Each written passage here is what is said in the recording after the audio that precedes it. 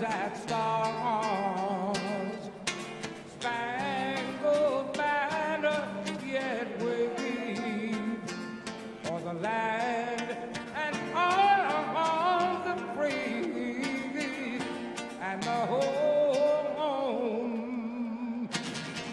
of the brave. Yeah.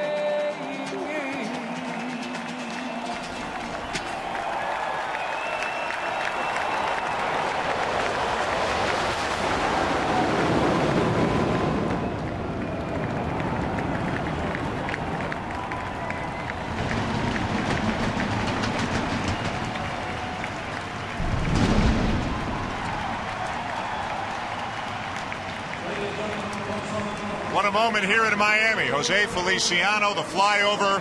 When the fireworks went off, we had to pick Terry up off the floor for a second, but we're all good and ready to go here tonight. This is exciting. Everybody always loves the opening of a new ballpark, and this is going to be a pretty special season, it looks like, for the Miami Marlins. Let's start with the defending World Series champions, the St. Louis Cardinals. No Tony La Russa, no Albert Pujols. The beginning of a new era for them as well as they head into 2012. And they've entrusted it all into Mike Matheny.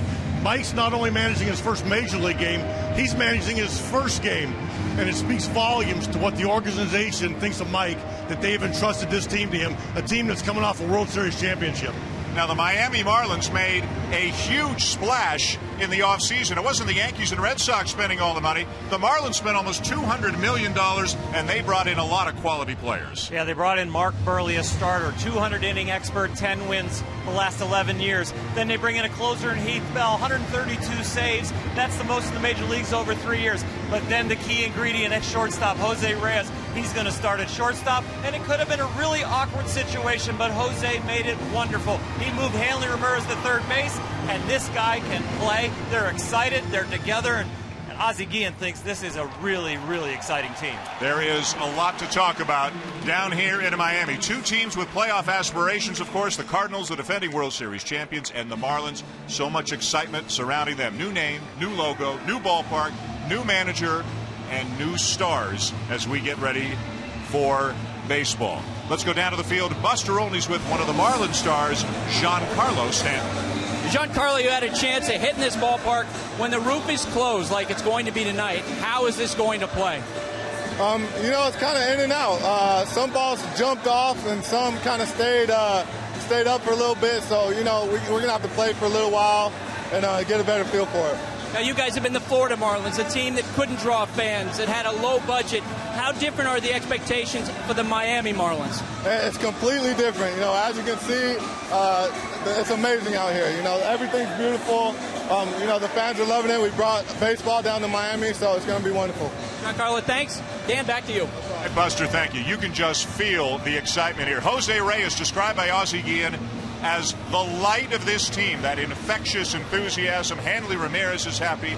Carlos Zambrano is happy. Ozzie Guillen is happy. And they're excited about the prospects of maybe doing something the Marlins haven't ever done before, and that's win a division. They've won the World Series twice, but they've never won a division. Ozzie Guillen says if everybody just has their normal season, the Marlins have a chance to do some special things. First pitch is coming up momentarily here in Miami.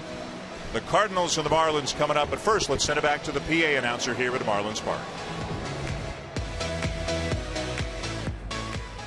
Ladies and gentlemen, please welcome to the field Miami Marlins owner Jeffrey Loria and a man who first won the heavyweight championship of the world right here in Miami, the greatest of all time, Muhammad Ali.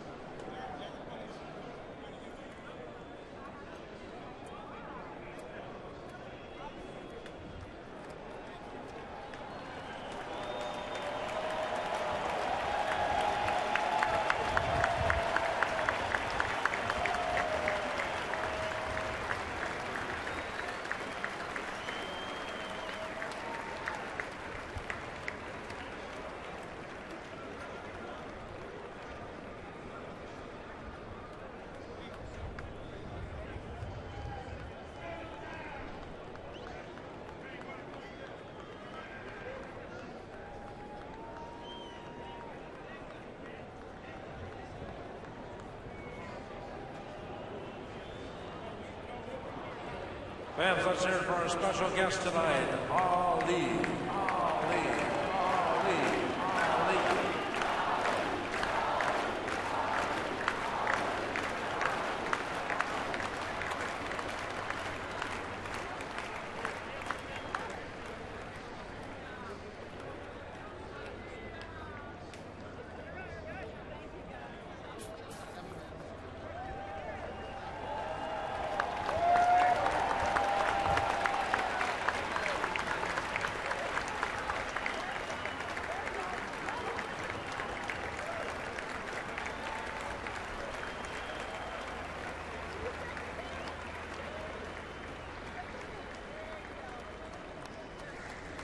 Muhammad Ali here at Marlins Park here tonight. Handing off the ceremonial first pitch, commemorating a fight that he had with Sonny Liston in 1964 in Miami Beach, when the then 22-year-old Cassius Clay defeated Sonny Liston and became the heavyweight champion of the world. Miami Beach, Florida, back in 1964. And Muhammad Ali here at Marlins Park here tonight. That's one more time. How about a special round of applause for Baseball is next. The St. Louis Cardinals, the Miami Marlins, and the stateside opening night for the 2012 Major League Baseball season is coming up next.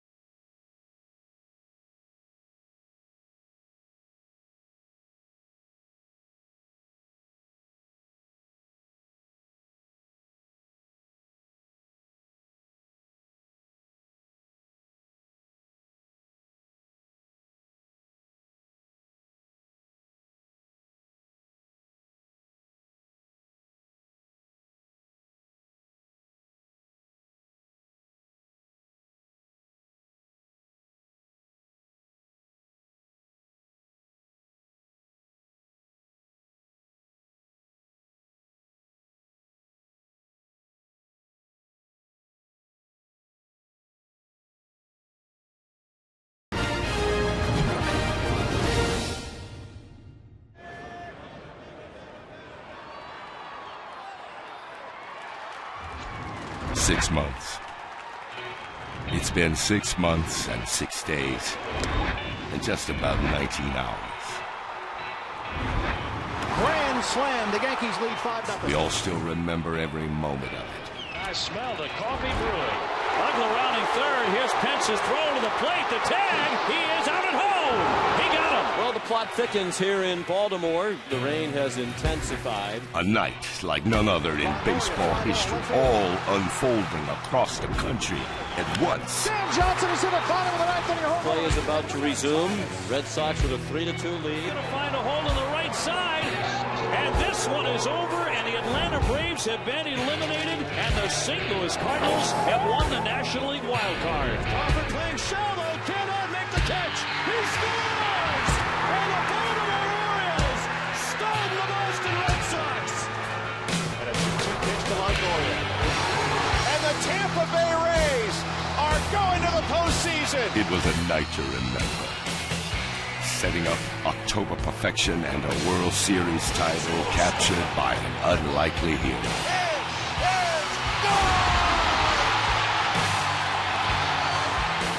the Cardinals are World Series champions.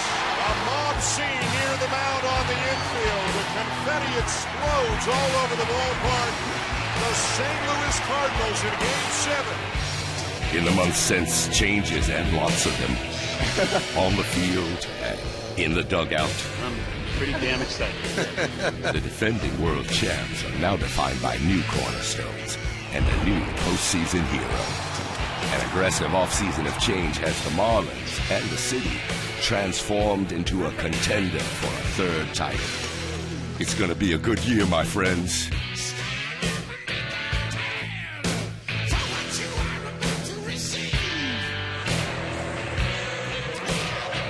It sure does have the feeling of a good year. The 2012 Major League Baseball season as Josh Johnson takes the mound here at a brand new Marlins park.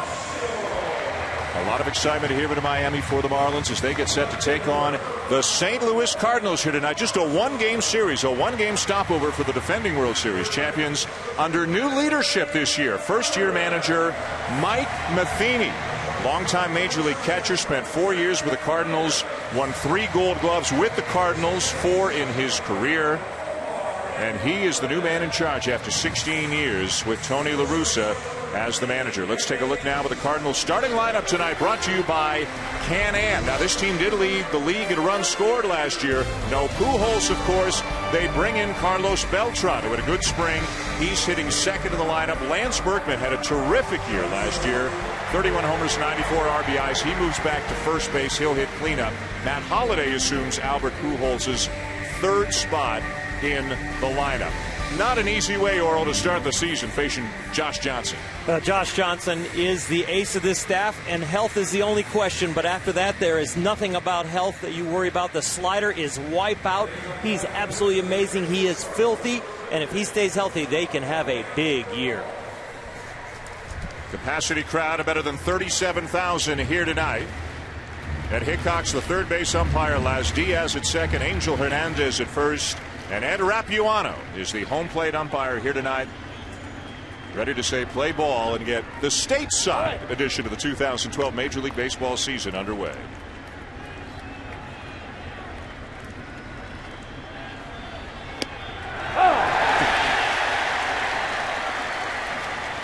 And the first pitch is in there for a called strike. You just can't swing at the first pitch in a new ballpark, right? It's against the rules. You know, all this pageantry, and it was wonderful, but now we get to play baseball. That's even better. Rafael for a call will lead it off for the Cardinals.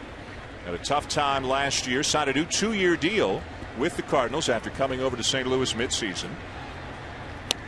And a fastball right over the outer edge at 94, and Johnson's in front 0-2. Josh Johnson, only 9 starts last year. The season ended in May with shoulder inflammation. But when he was in there, his slider was a wipeout pitch. Batters hit .074 off of his slider when an at-bat ended with that pitch. 1-2, a chopper to short. An early play for Jose Reyes for out number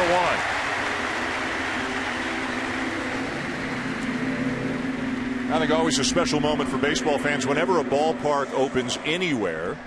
And that's the case here tonight, and the flashbulbs, as you would imagine, are going off by the thousands as Josh Johnson delivers that first pitch of the game. One down here at the top of the first. The batter is Beltran. First pitch swinging, and he lines one into right field for a base hit. A sliding attempt by Stanton, and he'll smother it enough to hold Beltran to a single. It's Carlos Beltran's 6th hit in his last 10 at-bats against Josh Johnson. I think that's owning somebody of late. Looks like he jumps right on the fastball and doesn't let him get to that great slider. So Johnson will work from the stretch for the first time. Beltran at first, 1 out. Of the batter is Matt Holliday. And again, this is where you can't help but think this is Albert Pujols' spot. For the last 11 years, this is where the game's greatest player, for the most part, hit in the number 3 spot in the Cardinal lineup. Holliday dealt with a number of injuries last year, still hit 22 homers, drove in 75. Terry, what about the addition of Beltran to the Cardinal line? You know, he's a guy that can hit. He switch hits. He can hit for power, and he's hitting in that 2-hole, which the Cardinals with Tony La Russa have always liked. And Mike Matheny's going to follow along right in those footsteps. Doesn't run nearly as much as he used to. I think if you told the Cardinals you'd get 140 healthy games out of him, they'd take that in a heartbeat. Not going, and the pitch to Holliday, a swing and a miss, 0-1. Beltran used to be a guy that you could count on for 30 to 40 bags, but now at this point in his career, last year only stole 4 bases. So he's over there to make sure that first base is occupied, leave the hole open, and wait for the ball to get to the outfield grass.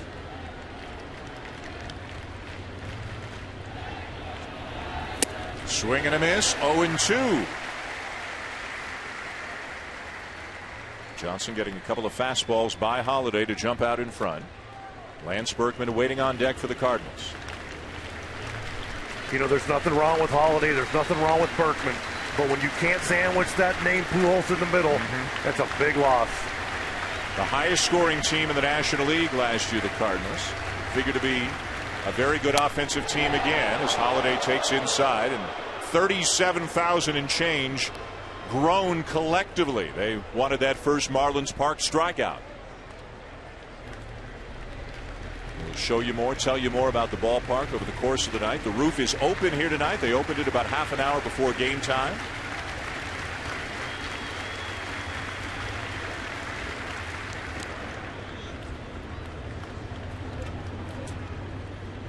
There's the man with the first hit in this ballpark.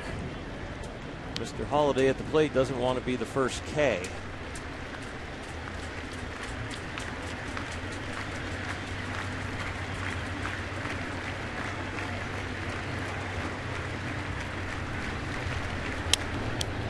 One-two swung on, lifted high in the air to right field. Stanton is there for out number 2.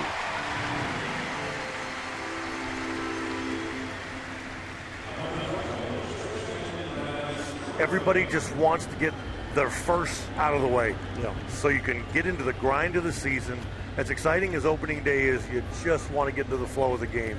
Sometimes that's a little harder than others. Always butterflies, no matter how many opening days you've been at? Never. If it ever goes away, I think you got to go get a different job. Yep. You try to explain it to people, and it's impossible. Yep. Here's Berkman.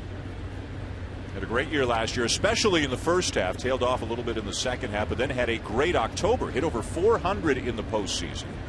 Switch hitter batting for the left side against the right-hander Johnson. He takes ball 1. You got to believe if he puts up the numbers he did last year, they're going to be thrilled. Moving from right field into first base to take the place defensively of Pujols, with Beltran now in the outfield. Let's go Marlins, the chant here into Miami is the 1-0 to Berkman, taken outside, ball 2. It is really strange not to see Albert here. It is really strange. As much as we knew and he signed and he's in Anaheim, it is just strange to walk around the St. Louis clubhouse, strange to not see him in the lineup. 11 years with Pujols, 16 years with Tony La Russa and pitching coach Dave Duncan. So 3 enormous changes, really, for the St. Louis Cardinals. And last year they battled through everything, through thick and thin. A September that everybody will remember, and then an October that no one will ever forget. A swing and a liner to left center field. This ball is down. It'll be cut off by Logan Morrison. Around to third goes Beltran, digging for second and safe. is Lance Berkman, just beating the throw into second base. That didn't look like he was going to be safe. Wow. Fought off a good pitch. Yeah, it was a good fastball in. He did a good job getting his hands inside and then driving that ball to the opposite field. And I think Berkman thought he had an RBI. That ball was going to make it to the gap, but the ball ate it up once it hits the outfield grass. Gave Logan Morrison a chance to really get to it as it curves back to him. And right here, throwing the ball to second, Berkman thought the ball would go towards home with a possible 2-out double and a runner on first, but the ball came to second. He snuck in there. So second and third, 2 down for David Freese. David Freese, the hero of October for the St. Louis Cardinals. The local boy made good. The NLCS MVP, the World Series MVP. The 2 hits that nobody in St. Louis will ever forget from Game 6 of the World Series. The triple to tie it in the 9th inning, the home run to win it in the 11th inning. See the patch on the left sleeve of the Cardinals, World Series champions. They'll be getting their rings at their second home game next week. Swing and a miss, 2-1. When you see the highlights of last year's playoffs, you see David Freese hit a lot of fastballs. He can catch up to a bullet. That little wrinkle right there, that slider, had him way out front. Drives the ball very well to the opposite field, as the Texas Rangers found out in very painful fashion during the World Series. At the knees, 2-2. Good luck. You're in a fastball count, and he throws a fastball right there. He did exactly what everybody else does. Just stare at it and hope the next one catches more of the plate.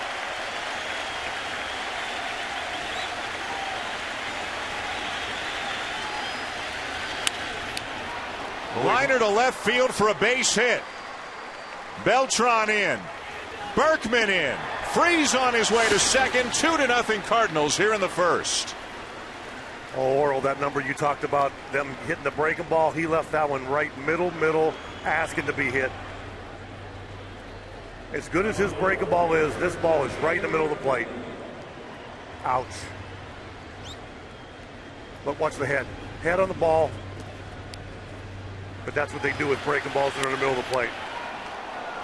He was sped up from that fastball in that got called for a strike to get the count to 2-2, and then this 2-out base hit on a hanging breaking ball. It pops the bubble of everything new here in Miami. They got to play the game. 2-0 St. Louis. Now the catcher Yadier Molina. And a strike taken by Molina, who in a strange sense may have benefited, at least financially, from Pujols leaving, because then the Cardinals went out and signed Molina to a 5-year deal worth $75 million, $15 million a year for the 4-time Gold Glover.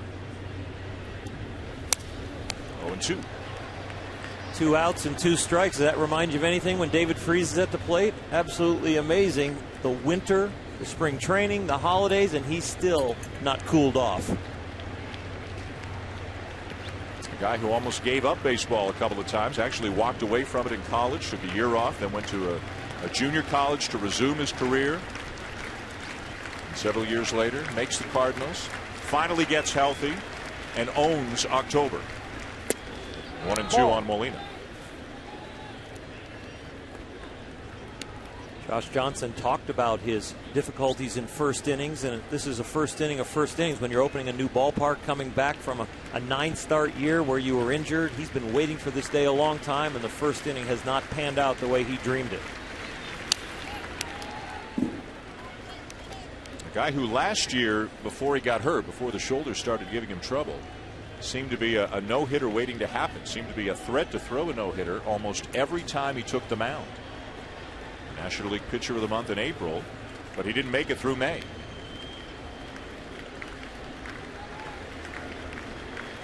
The shoulder inflammation never resulted in surgery, and he said with a week to go in the season, if it would have been a week longer, he could have come back and at least had a start. But the season ended too soon for him. A look back and the 1-2, ground ball to second. Inning over. Johnson, though, gives up a couple of runs on the base hit by David Freese. 2-0 Cardinals going to the bottom of the first. Jose Reyes will lead it off for the Marlins.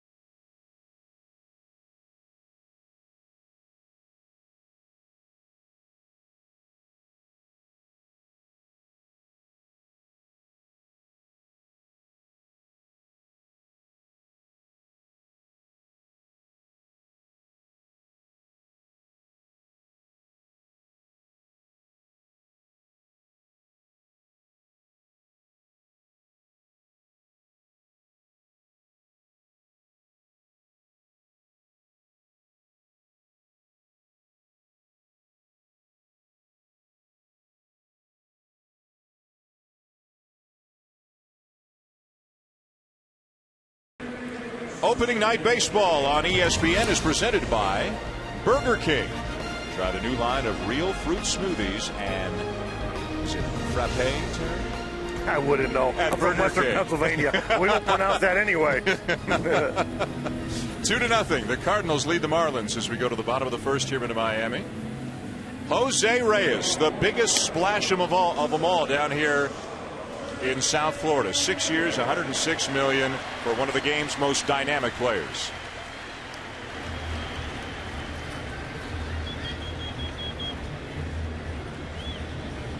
Won the National League batting title a year ago, hit .337. And again, if you're a Marlins fan, you're just saying to yourself, can he stay healthy? Let him stay healthy, because if he can stay healthy, he is still one of the game's great attractions and great performers. Freeze weighing on the grass at third. And the first pitch to Reyes, in for a called strike. Speed at the top of the order, Terry, after Reyes, Emilio Bonifacio, and then Hanley Ramirez. And if our chat with Ozzie Guillen before the game is any indication, everybody better be ready to run this year. You know, those three guys at the top of the lineup, they all want to run, and Ozzie wants them to run. Fly ball hooked down the line and well back out of play. Ball and 2 strikes. We're talking before the game how quick Kyle Oates is to the plate. Ozzie didn't care. He's like, we're still going. Because if they throw us out, he goes, we'll go again. He said everybody needs to be ready to run except the pitcher, and if you're a pitcher and you're on, you're a base runner. You're not a pitcher. 1-2 and a little chopper foul. He talked a lot about playing against Pudge Rodriguez. And Hanley Ramirez wants to run. He's going to be there at the top of the order, moved over to third base this year. But when Ozzie Guillen would talk about running, he said, I'm not going to shut the running game down just because they have a great pitcher on the mound that holds runners and a great catcher, because they're not going to change our game. And our style is going to be aggressive, and we're going to do it until they throw us out, and then we're going to do it again. Now, saying that, over the last 2 years, the league has stolen 2 bases off Kyle Oates. That, to me, is an incredible stat. High fly ball to shallow right. Beltran, 1 down. Time now to take a look at the Miami Marlins starting lineup, brought to you by Can-Am. And as mentioned, Jose Reyes leading off, the National League batting champion a year ago, and he has become good buddies in a hurry with a guy that he displaced and moved over to third base, Hanley Ramirez, a former batting champion himself. And Hanley is happy and healthy, and in Marlin country, that's good news for a guy who is one of the most talented players in baseball. Kyle Lohse, 14-game winner last year, is on the mound for the Cardinals tonight. as Emilio Bonifacio takes a strike. Oral, what do you like about Losh's year last year? Well, he's turned it around. He used to have forearm stiffness that took surgery to take it away, and last year he capitalized on that freedom, keeping the ball down. More two-seamers than four-seamers now, getting a lot of ground balls. At 14 wins, that led the starting staff. They've had Chris Carpenter. His ERA also led the starting staff at 3.39.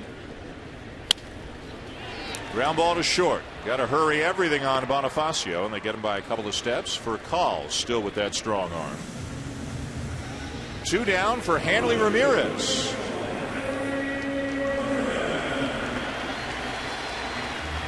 There was a lot of concern about whether Ramirez would accept the move to third base, and Ozzy's the best. The 15 minutes with Ozzy is as good as it gets. How about when he says, Hanley, you're going to play third base. You can play it happy. You can play it mad. You got 2 choices. And you might as well play it happy. I thought that was beautiful. It's going to be easier to play it happy.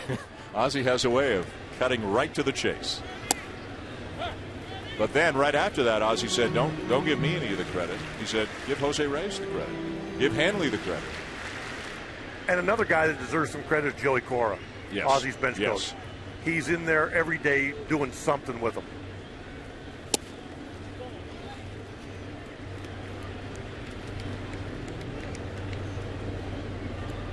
Marlins bringing in not only Jose Reyes, also Mark Burley, who's been with Ozzy for so many years in Chicago. Heath Bell, now their closer. Carlos Zambrano picked up in a trade with the Cubs. The Cubs still paying most of the salary. It's a brand new ball game down here in Miami.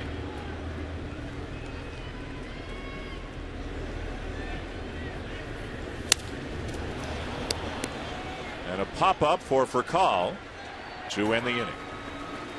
Loesch gets him in order. 2-0 St. Louis at the end of 1.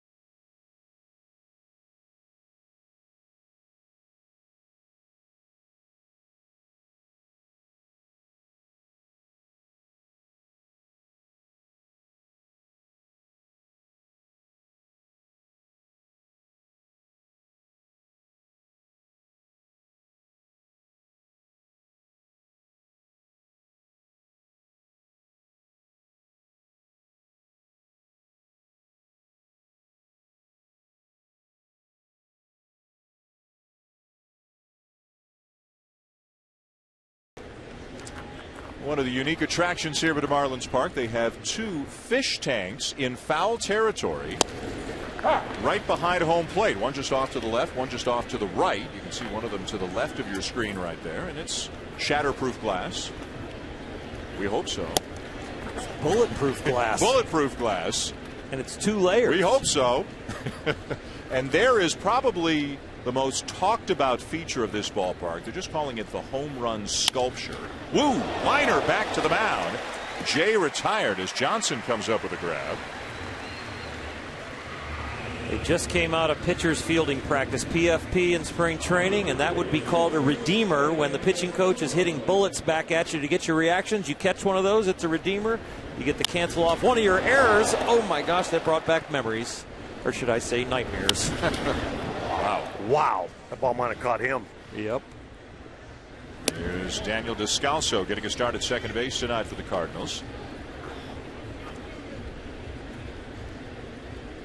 Descalso and Tyler Green going to share some time at second base this year for St. Louis. We mentioned the sculpture out in deep left center field. When the Marlins hit a home run, it's going to go into action. Spouting water, the flamingos, the Marlins will swim around. You can see the skyline of downtown Miami, too. They can close the windows or open them. The panels are open right now. The roof is open right now. But even when the panels are closed, you'll be able to see the skyline of Miami as the pitch is taken outside, ball 4. And also, if you're a fan of lime green, if that's your favorite color, you have come to the right place. It's amazing the difference in cultures. And I mean, I'd like to see him put that left field sculpture up inside Fenway. But as Jeffrey Loria, the owner of the Marlins, says, he goes, hey, this is Miami. And they didn't try to go retro here. They went modern, Art Deco, futuristic, throw to first, and just back in time, Descalso. And it's green and blue and pink and orange and yellow. This is a bright ballpark. I don't know about you guys, but it works for me. I think it's a beautiful ballpark. I think they did a great job. From the outside, it kind of looks like a cruise ship had a baby with a spaceship. It's taking me a second on that one. I'm sorry. It's just the beginning of the year. Loesch squares to bunt and gets it down. Johnson looks at second, settles for the out at first. The sacrifice moves Descalso to second, 2 down. Dan, I'll let you pick it up from here. You want me to save this? You got to save this. When it's closed, it looks like a spaceship. And then along the side, when you're pulling up, the glass, the beautiful glass, when it's closed up, looks like a cruise ship that's been docked here off the Atlantic. And we are in the Little Havana section of Miami. We're right on the site of where the old Orange Bowl used to be, the famous football stadium.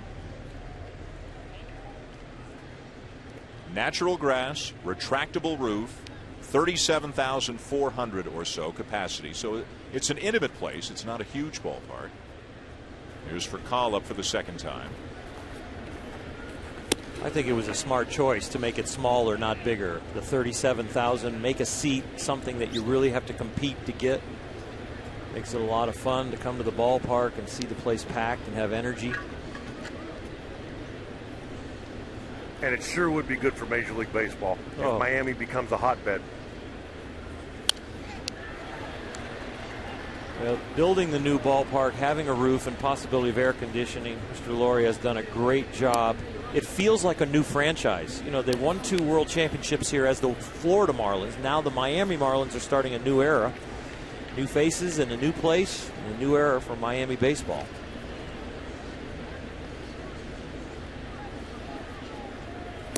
And the timing's pretty good as well. They went out and spent a lot of money at the same time when it appears maybe that the Phillies, with the injuries to Utley and Howard, the Phillies might not be quite the 102-win juggernaut that they were last year. You just never know how they'll respond. But Utley and Howard are out for a while, and that might bring them back to the pack. And the National League East got more, you got interesting all the way around. Yep. They really compacted. You're probably going to have to put the Mets in the cellar. That's quite a championship ring right there. He combined both years. As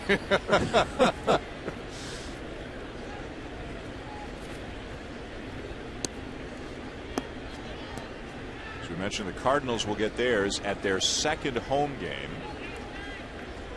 And we've been told by a couple of people who work for the organization that they're thrilled. They look beautiful, and they're all excited to get them a week from Saturday. Strike taken, full count on for a call. You can put the Nationals in the hat. You can put the Marlins in the hat. You put the Phillies in there and the Braves. And kind of pull one out, you can come up with reasons of why they should win or why they should not win. And I guarantee you today, the New York Mets think they're in the hat. Every team on opening day feels like they have a chance, as they should. Ground ball up the middle and through. Descalso around third. He'll come in to score on the RBI single by Furcal as the Cardinals have taken a 3-0 lead. Johnson has hung a breaking ball. He's given up a few hits on fastballs. The location's just not there. He's getting the ball in the area, but this infield, that ball got through in a hurry. And what they have with a dome stadium that can be closed, plus the heat of Miami and the possible rain, they're going to want to grow this grass a little longer, but they're going to have to figure out how to keep it alive as they go there. So right now they're staying short, and it's like a billiard table out there. The speed is slightly above Major League average, I would say, on this infield, if not a little bit faster than that. And it's not like Wrigley or Fenway where they can grow it and make it soupy. You worry so much about guys heading north and having that first couple weeks where you can't get a ball to go through the infield. That's not in play here. This is still a spring training site almost as far as speed. Beltran takes a strike. And they will work at it. This is the kind of the, I wouldn't even want to call it growing pains, but it's part of the way of just adapting, and the big league coaching staff and Ozzie Guillen, they will put their 2 cents in and they'll get it right in a month or two.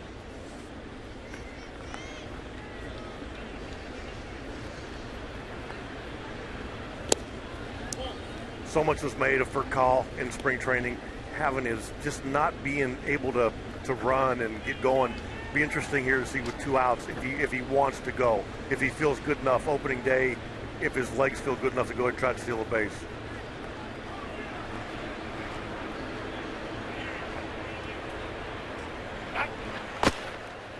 The Cardinals were last in the National League in stolen bases last year.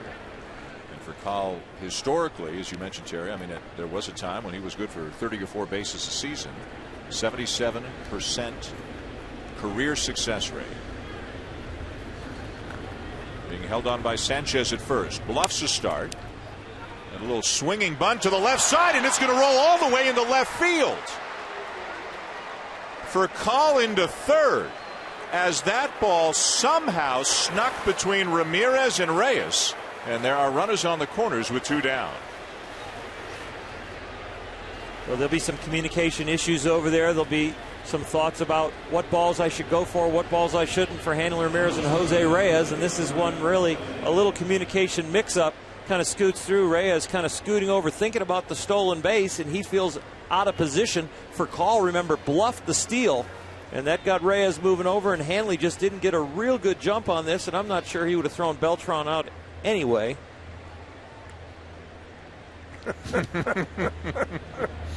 And so it begins, huh? 161 more.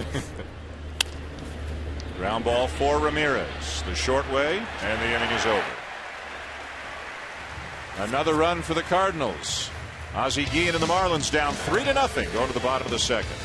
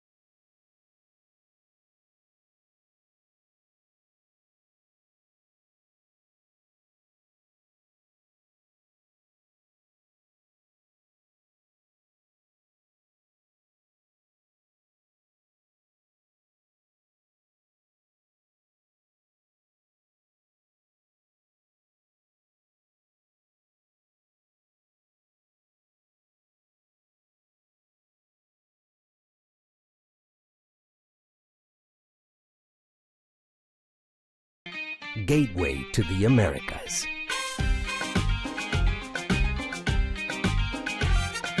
Puerto Rican, Cuban, Colombian,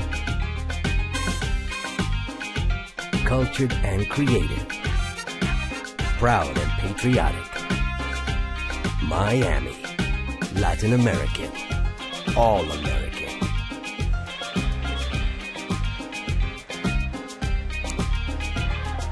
And welcome back inside Marlins Park, the new home of the Miami Marlins. Dan Schulman, Terry Francona, Oral Hershiser, Buster Olney.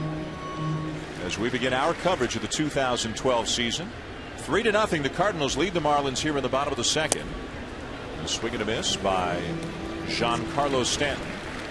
And the count is 0-2. This is Orange Bowl Plaza, outside of one of the gates here at Marlins Park. Again, we are on the side of the former Orange Bowl, as Stanton sends a towering fly ball to center field and caught about 400 feet away on the warning track by John Jay. This is a big ballpark, and that's a strong man, but he couldn't get it out of here.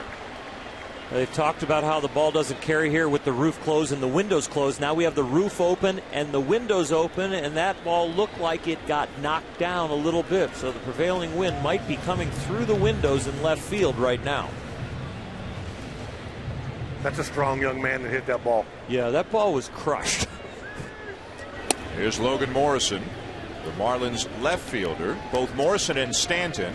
And yes, you know him as Mike Stanton, but his actual first name is Giancarlo, and he wants to be known this year as Giancarlo Stanton. His dad calls him Mike.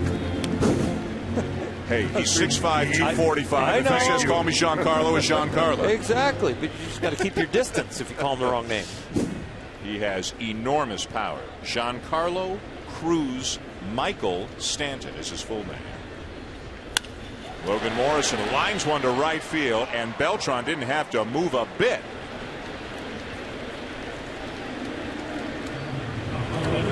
Two loud outs here in the second inning. Well, they know they're going to get a strike on the first pitch. Kyle Loesch is a strike thrower and especially very efficient on the first pitch. Last year, 67.3%. That led the NL starters. So you know you're going to probably get a heater early. And those two young fastball hitters tried to feast on it. Loesch came up lucky. Gabby Sanchez, the first baseman, looks at a strike. One Wind caught, and one Beltran caught.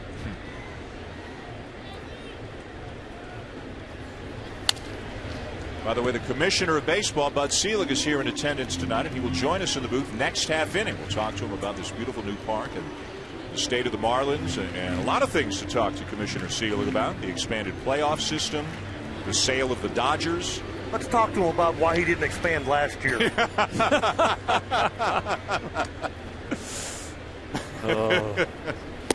One ball, two strikes. What a nice man.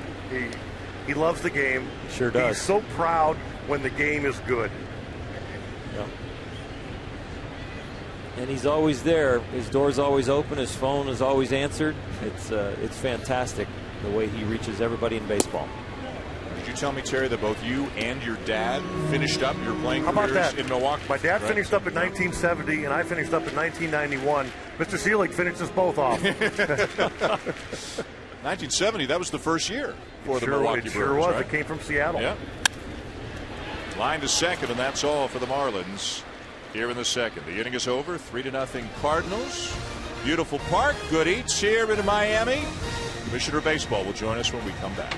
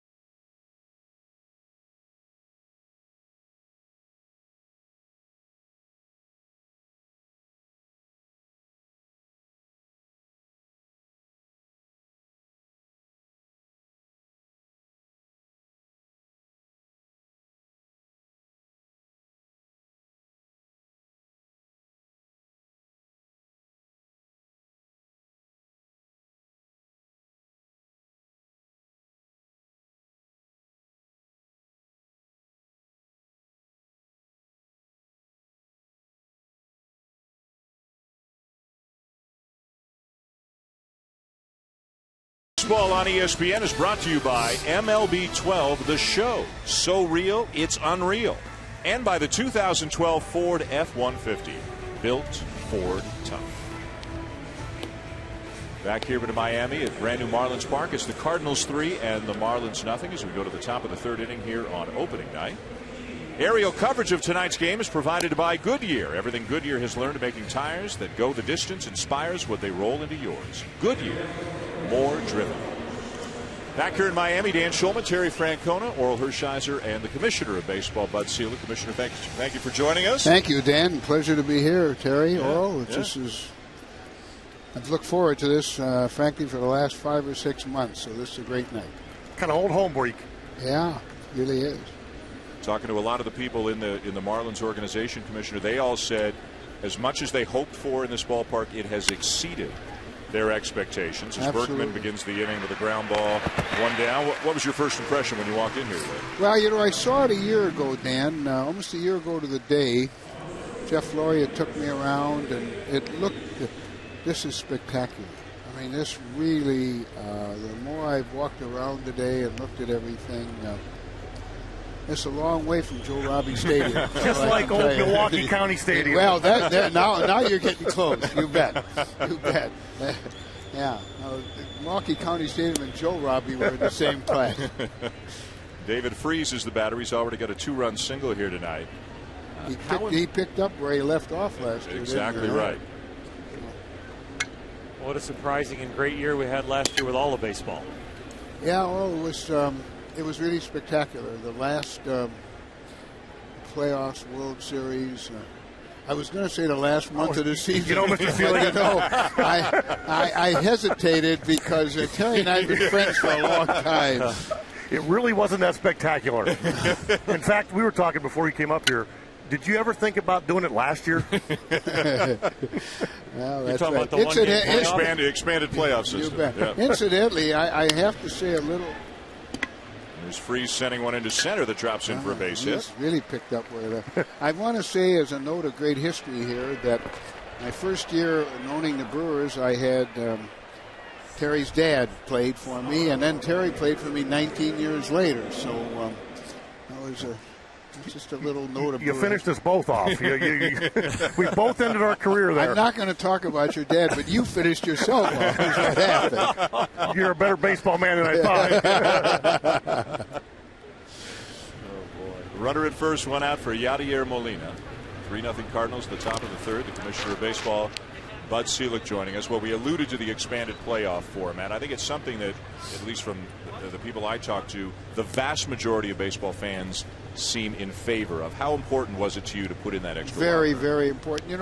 Just go back. You remember 1993 when we went to the wild card. I took a lot of pounding in those days. For a lot of people said you're ruining baseball. Now, of course, everybody loves it. We debated this the last 3 or 4 years in really great detail. And the more we debated it, the more I realized, look, 30 teams to have 10 in the playoff is not an unreasonable number. It's a fair number. And the one criticism of the old system that I always took to heart was that you didn't get enough credit for winning your division.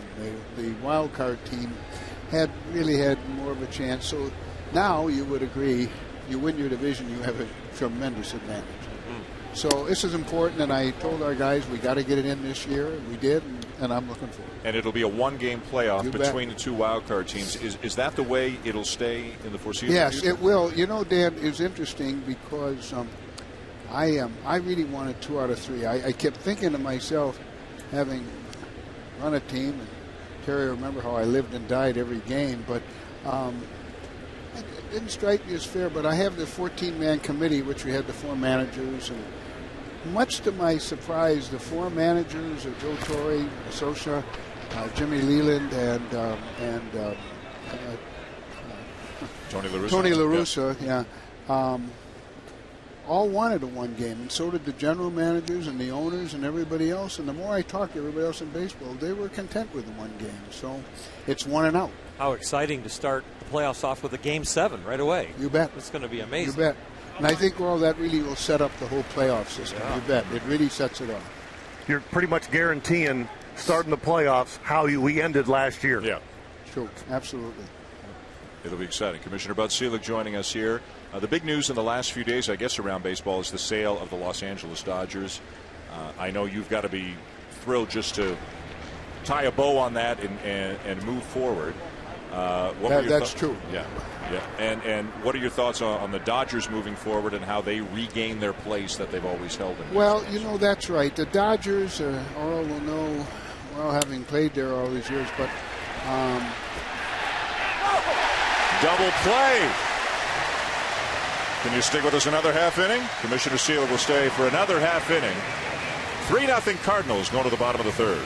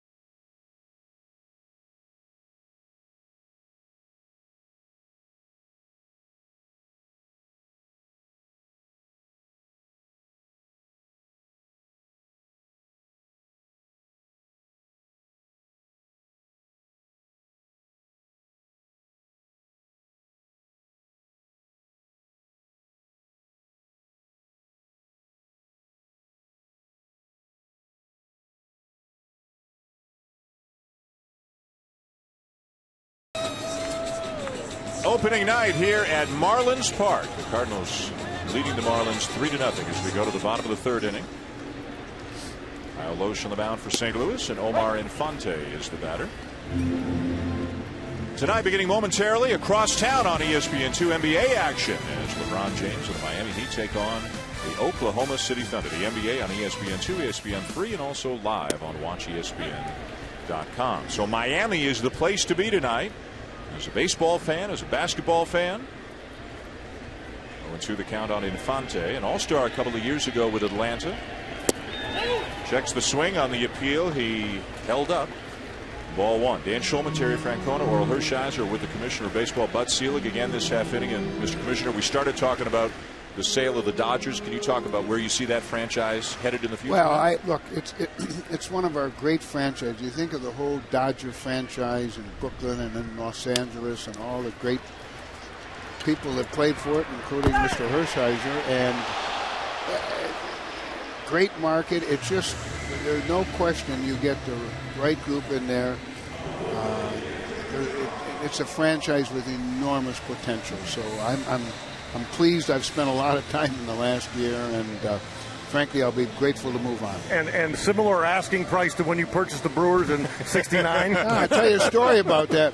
We bought the Brewers for $10.8 million, and my father asked me if I was crazy. Now, what would he say today? Oh, my goodness. You could get a shortstop for 1 year. Exactly, if you're lucky. Well, you've got to be very happy that under your tenure that baseball, the economy is good. We're healthy. You've seen so many great stadiums built in your career. Well, Earl, it's interesting. The sport really, by any measure today, has never been more popular. We're going to have a tremendous attendance here this year. I really think we're going to show a remarkable increase. Right here is a great example.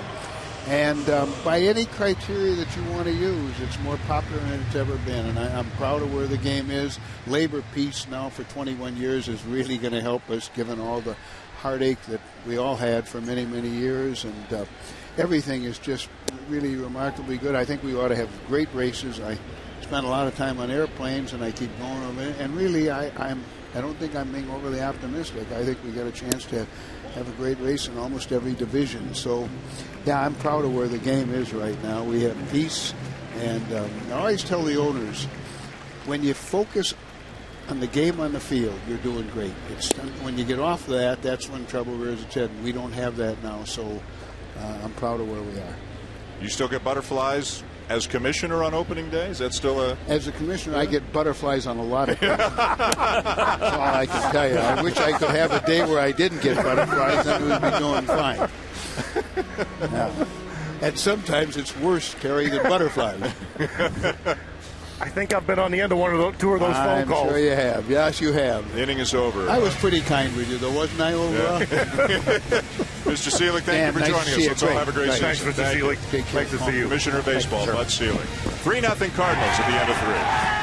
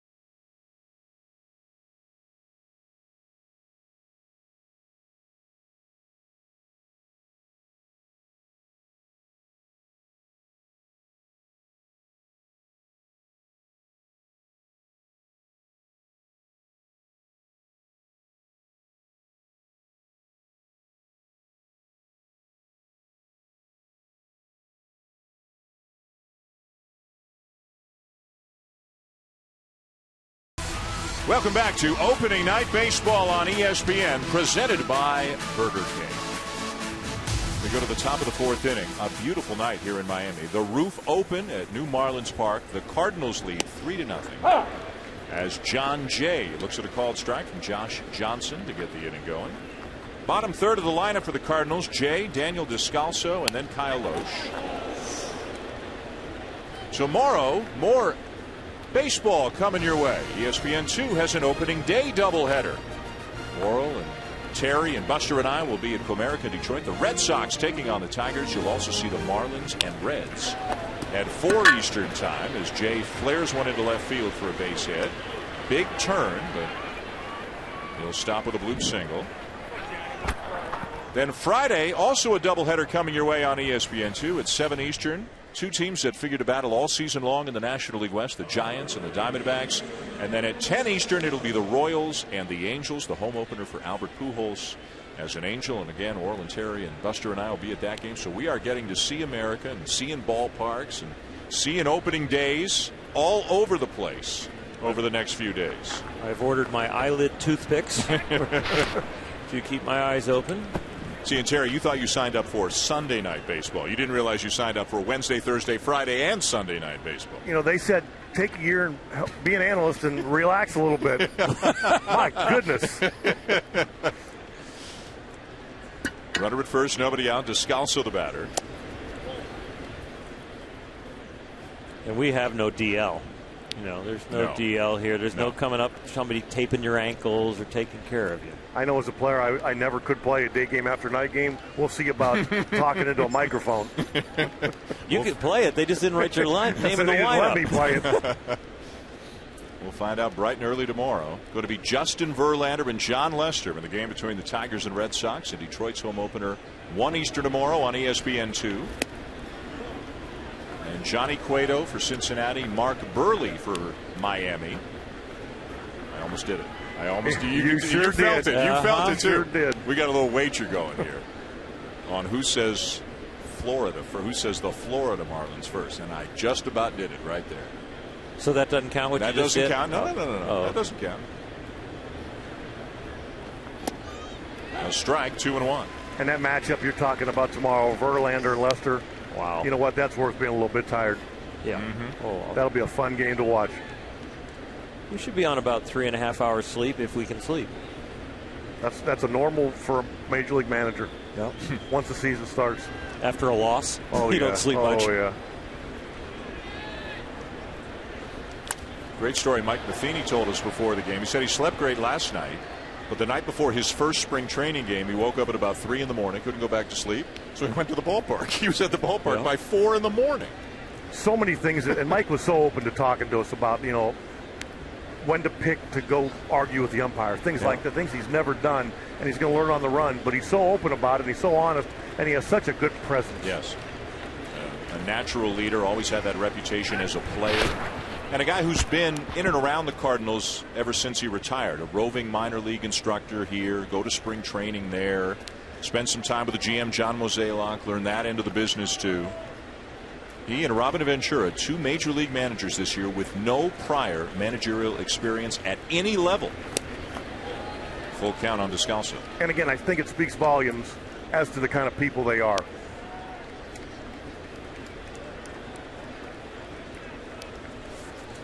Let's see if Mike Matheny puts a play on here. Jay, decent speed at first, full count on Descalso. Sure, let him go. They got the lead. He is. And it's fouled back. Let's take a look now at some of the new faces in new places, brought to you by Denny's. And Mike Matheny is in a very new spot. He's a major league manager.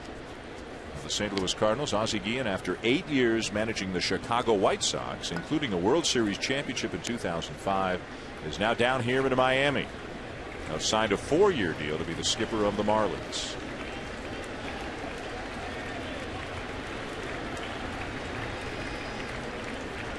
Runner goes again. And it is strike 3, throw down, double play.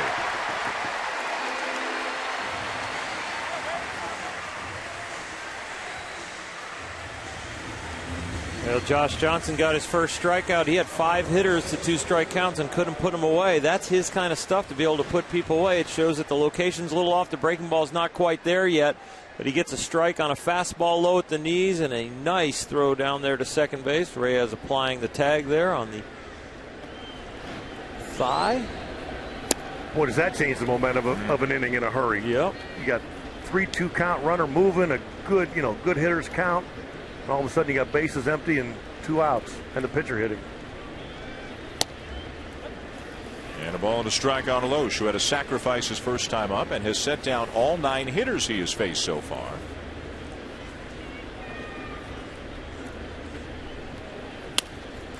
Breaking ball line softly to second, and just like that, the inning is over. to the bottom of the fourth. Top of the order, Jose Reyes, who's sure to have a bobblehead night here soon in his honor. He'll lead it off when we come back.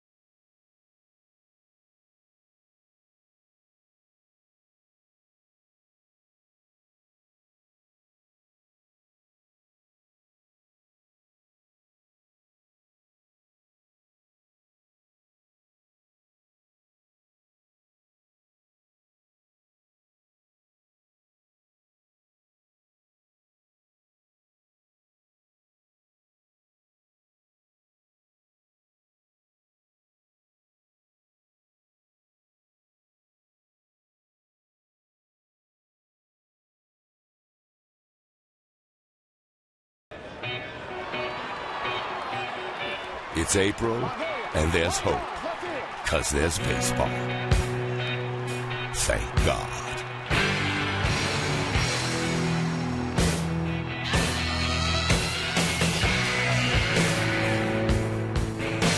That about sums it up. Everybody, and you said everybody puts their name in the hat early. Everybody's optimistic.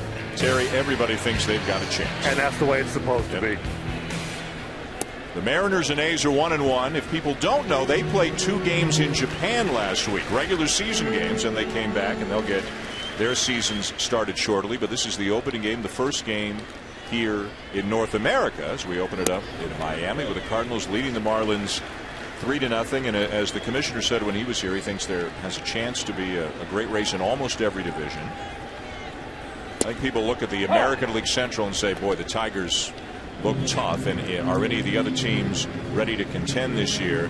But you look at the American League West, what a battle it could be between the Rangers and the Angels. Reyes lifts a fly ball to center. 1 down. The American League East looks like it may have as many as 4 teams who might have very good seasons this year. The National League East we've talked about a little bit, the improvement of the Marlins and the Nationals. NL Central, who knows? I mean, the Cardinals lost Pujols, the Brewers lost Fielder, the Reds signed Votto. Yeah, the Reds did they ever? Did they ever? But they just lost their closer Ryan Madsen for the season. And then National League West, Arizona, the champs from last year, San Francisco with all the pitching, Colorado kind of a trendy pick in some corners this year. Looks like it's going to be a fun year. You think the Dodgers will probably get to retool mid-year if they're in it, with all the money that was spent and the goodwill. Bonifacio squares to bunt, and the pitch hit him. And Molina, I think, is asking, did he get the bat out of the way in time? And the ruling on the appeal down to third, Ed Hidcox is saying he did, because a swing will overrule being hit by a pitch. Of greater concern right now is that Bonifacio is shaken up.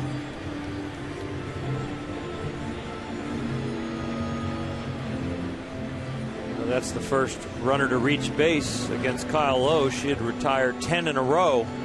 Right here, he's squaring around the bunt and see if there's a motion. Yep, he pulls it back towards his shoulder, and as he's doing that, doesn't have time to get his back left leg out of the way. How's that feel, Terry? You know, they need base runners, but boy, that's a heck of a way to get on there. That'll leave a mark. Yeah, you hope he's okay, but if it slows him down a little, he's just down to big league fast instead of lightning. Stole 40 bases last year, tied for second in the National League, and that's with not quite a full-time player's worth of at-bats. He is always a threat.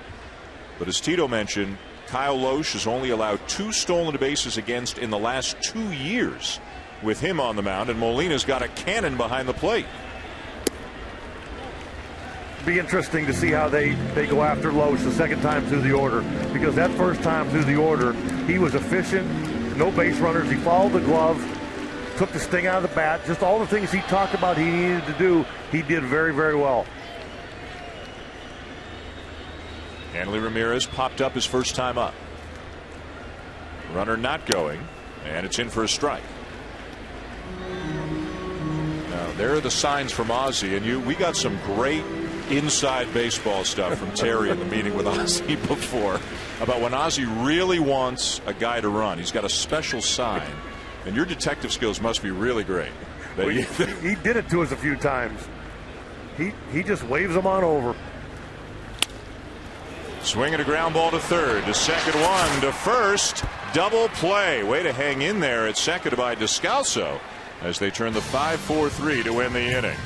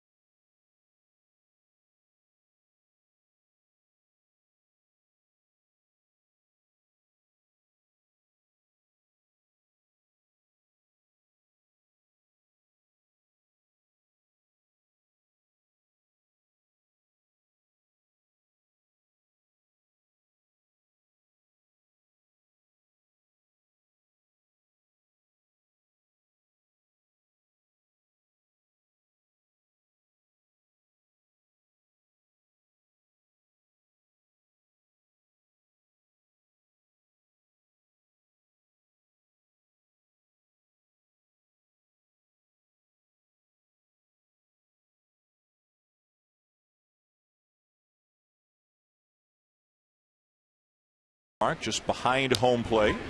As Furcal slaps a bunt toward third, testing Ramirez, and safe at first for Call.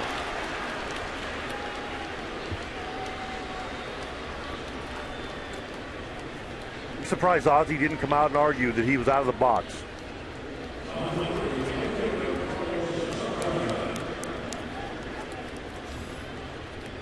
Rafael Furcal showing that the legs aren't that old. And he's been doing that play for a while, and sometimes he even cheats on it, gets outside the box as he comes.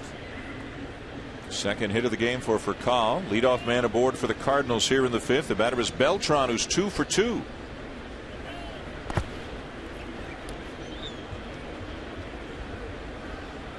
Furcal struggled in the spring, although made some adjustments toward the end of the spring, Mike Matheny said, and showed some progress. Need him to get on base for the likes of Beltran, Holiday, Berkman, and Freese, the meat of the order.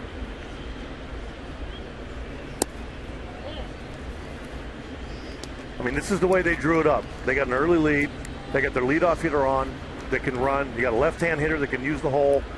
He can also run, and you got your big boys coming up next. I think a lot of people are assuming the Cardinals take a big step backwards offensively without Albert Pujols. And obviously there's something to be said for that. But Furcal could be better. Freese could play 150 games instead of 97. They've got some hitters. Do you get the feeling, just a little feeling, that they're kind of having a good time with this? Like, we're going to show people that we can do this? Sure.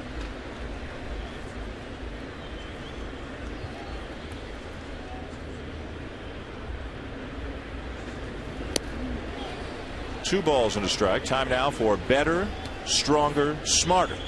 Brought to you by Mazda.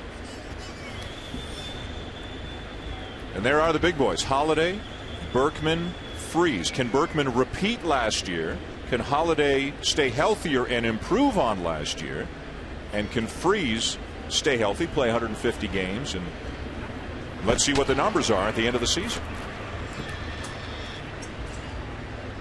Sometimes there's a tendency on a team to relax and just watch the big boy hit. And now there's a little more pressure on everybody else, and they're going to take every at-bat a little bit more seriously. And that focus and that challenge, these are some professionals that want to rise to it. Swing and a miss, 2-2. Remember the Seattle Mariners in 2001 won 116 games? No Griffey, no A-Rod, no Randy Johnson. Those guys had moved on by that time, and they just had a 1 through 25 team. Good, solid players, at least good, solid players at every position, and they had an extraordinary season. And they showed up every single day. They never took a day off. Just as interesting, I think, is the mentality of the Cardinal clubhouse without Tony La Russa there, because he was a pedal to the metal, intense, 162 games all season long, from the beginning of March right through to the end of October. And Mike Matheny's got a much different personality. He's an intense guy, but in a much different way. There's a new pitching coach, of course, Derek Lilliquist, who was the bullpen coach, takes over for Dave Duncan, who was there forever.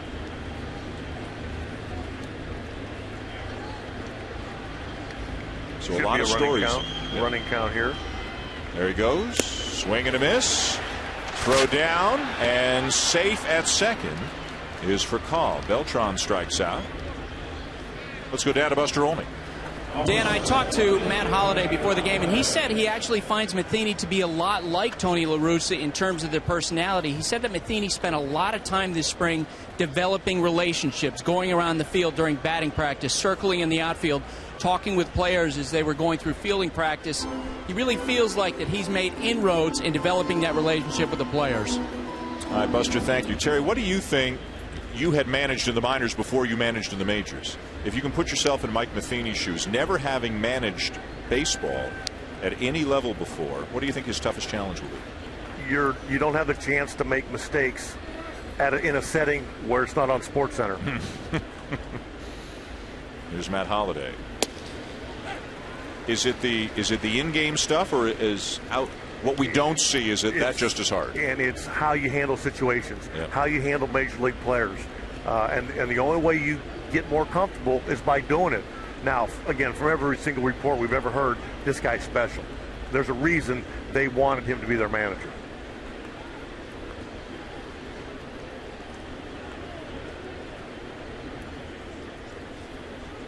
Oh, and 2. They saw the leadership qualities all the way back at the University of Michigan. His baseball coach there told him to take Spanish class as an elective all the way through, because he said someday you're going to manage in the big leagues, and I want you to be able to communicate with the Latin players.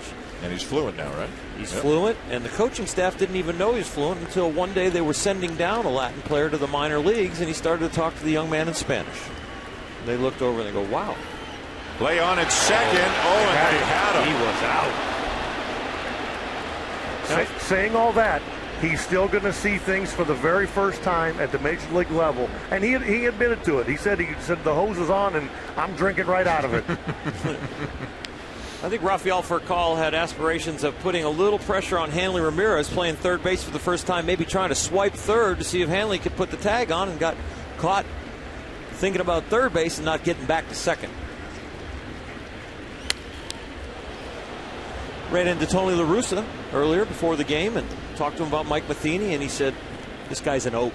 He's going to be fine, no game or not. And he's been coming to spring training the last 4 years. He's been an associate general manager, assistant to the general manager, and been around. And they've gotten to know him very, very well. I don't know if he's being groomed, but he was being exposed. Longtime Major League catcher whose career actually ended a little bit prematurely because of concussion issues, as Holiday is called out on strikes for out number 2. 1,305 games as a player, Mike Matheny, but this one's a little different, managing your first game. And here you see Ozzie going to the mound.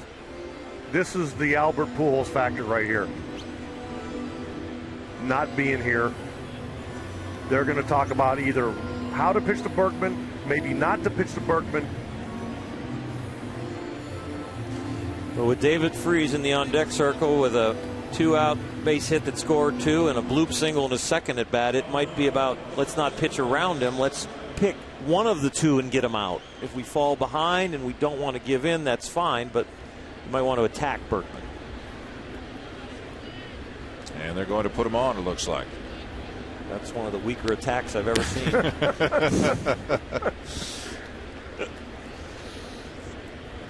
Berkman still commanding a lot of respect. So Freese will get an opportunity. He's already 2 for 2 tonight with a couple of RBIs. I mean, this is Lance's side of the plate where he has all his power. 27 of his 31 home runs came hitting left-handed. Ozzie's not going on those first 2 at-bats. He's going on last year and the career. Ball 4.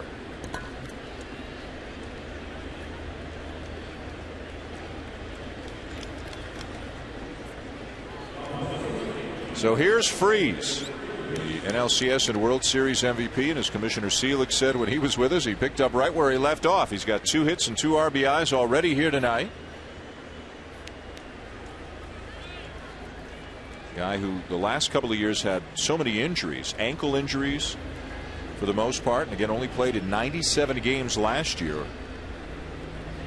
Within the organization, they knew he had a chance to be special, but he never really got a chance, Terry, to show it until he got under the spotlight of October, was healthy, and hit .397 in the playoffs last year. And they're hoping that it'll just springboard him into a full year of health, which will lead to production.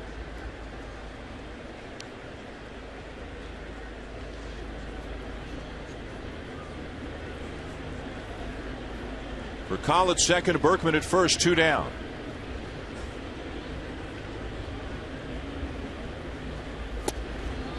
St. Louis already with 8 hits through 4 2/3 off Johnson, who normally, Oral, is about as stingy a starting pitcher as there is in baseball. A big 6'7". You haven't seen the 97-mile-an-hour fastball, but he's touched 94, 95, and the breaking ball hasn't been as consistently sharp and devastating as it can be or was in the past. He's working some of the cobwebs out. Remember, hasn't pitched since last May, only got 9 starts last year, but at a 1.64 ERA, was 3-1. And he has all the potential in the world. This young man is 25 games over 500 in his career. Cy Young body, Cy Young stuff. It's just health. And there's a little stirring in the Marlins bullpen right now in the left field corner. Nobody throwing, but 3 guys just got up and started stretching all at once. So Ozzie, or perhaps his pitching coach Randy St. Clair, somebody got on the phone and said, all right guys, at least getting ready mode down there. You know, he's up over 80 already. It's the first start of the year. Like Oral said, he hasn't started the game in almost a year. They're gonna keep an eye on him. Swing and a miss. He got him to end the inning. 2 men left on to the bottom of the 5th. 3-0 Cardinals.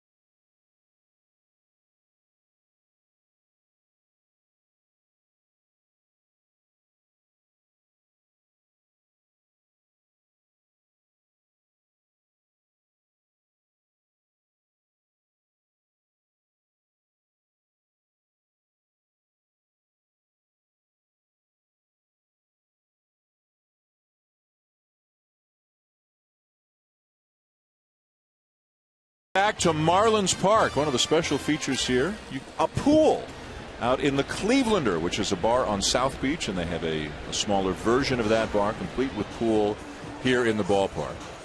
As the commissioner said, this ain't County Stadium. Bottom of the fifth, 3-0 Cardinals with Oral Hershiser, Terry Francona, the newest member of our family here at ESPN, Buster Olney. I'm Dan Schulman. Opening night. And Giancarlo Stanton skies one into shallow center for out number one as we send it back to Steve Berthiaume.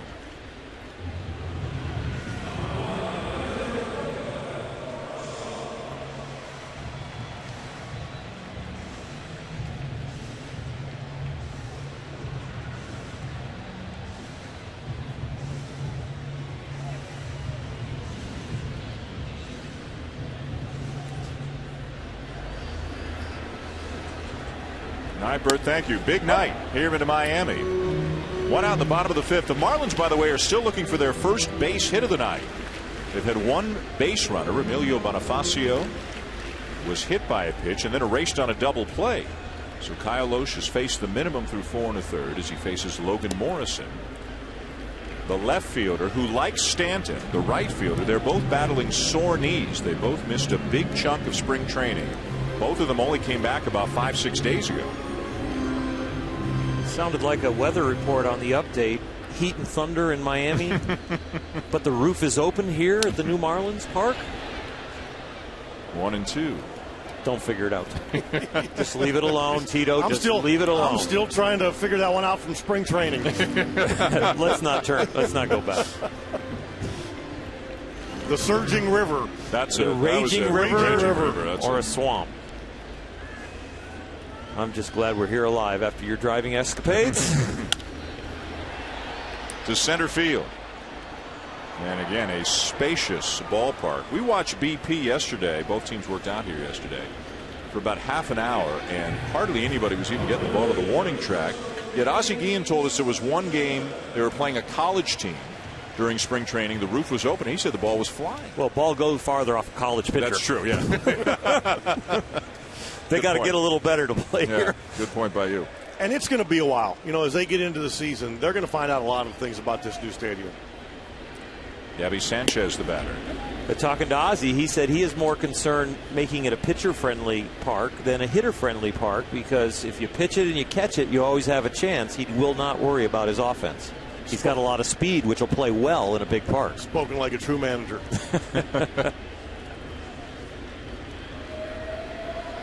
Maybe that's in the batter's eye a little bit. Can you imagine if that was in the batter's eye? That's in my eye. They did a lot of work to make sure it wasn't. I heard a little siren. It sounded like an alarm just went off, and we can see some flashing lights in some of the walkways. Whatever it was, they stopped it, and nobody seems too concerned about it because we're playing on here. We showed that picture of that swimming pool out there by the Clevelander, and it set off all the lights. I think there is maybe the source of the siren that we heard, as an ambulance is backed up. It's above the concourse down in the left field corner. Breaking ball down and away. Marlin fans would love to see somebody hit a home run and get that Marlin flamingo palm tree structure going out there, but right now they'd probably just settle for a base hit. Their team doesn't even have a hit so far here on opening night. And only 55 pitches, so being very efficient. Very fortunate early on, but that's zero. That goose egg. There has been a base runner. Kyle Loesch hit Bonifacio. A little breaking ball off the back left knee when he's batting left-handed. That's been the only base runner to reach. Again, nibbling for that outside corner with the off-speed stuff. It's a full count. And I think everybody's waiting to see what kind of fans these people will be. You know, back at the old stadium, there really weren't that many there. It was quiet. Now this place is full. Is it going to be loud, or are they going to be, you know, kind of laid back? Strike three called. Sanchez knew it. And the inning is over as Loesch continues to mow him down here in Miami.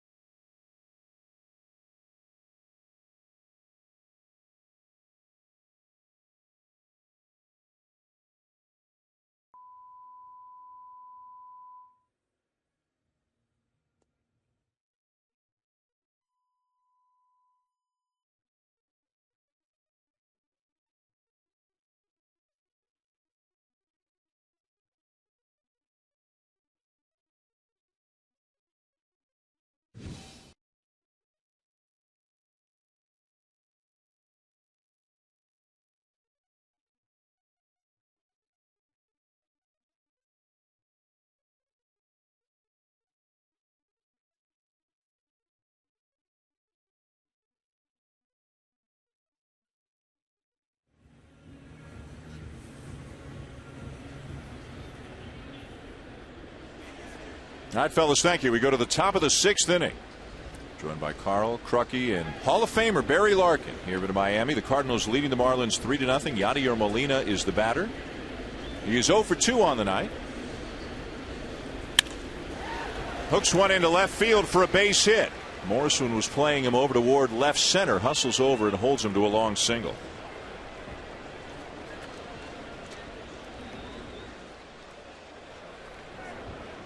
MLB.TV, baseball everywhere. Watch almost 100 live out-of-market games each week on your favorite devices. Visit MLB.TV for details. Leadoff man is aboard. Here's John Jay, 1 for 2. Lined out back to the mound, then had a base hit into left field. Jay is the incumbent as we head into the season out in center field. Remember, the Cardinals made the Colby Rasmus deal during the middle of last season, picked up 4 players. Really got a lot of help in that trade down the stretch and into the postseason. Only 1 player remains with the Cardinals from the Rasmus deal, and that's Mark Zepchinski, the left-handed reliever. But Jay's going to get a lot of time out in center field. And the people in the Cardinal organization, they're raving about this kid. They think he's going to grow into being a good, solid, everyday center fielder. Right now they've got some injuries. You just saw Skip Schumacher walk up the stairs behind Mike Matheny. He's a guy who can play out in center field, but he's on the DL with an oblique strain right now. And figures to be out several more weeks. Pitches outside, 2 balls and a strike. Activity now with the Marlins bullpen. Left-hander Mike Dunn is up. Johnson has given up 3 runs on 9 hits through 5+ innings. And he's up 3rd next inning. Fly ball left field. 1 down. Molina back to first. You got to believe he's at 90 pitches. This is going to be his last inning. But you sure, if you're Ozzie Guillen, you'd love to see him get through the inning.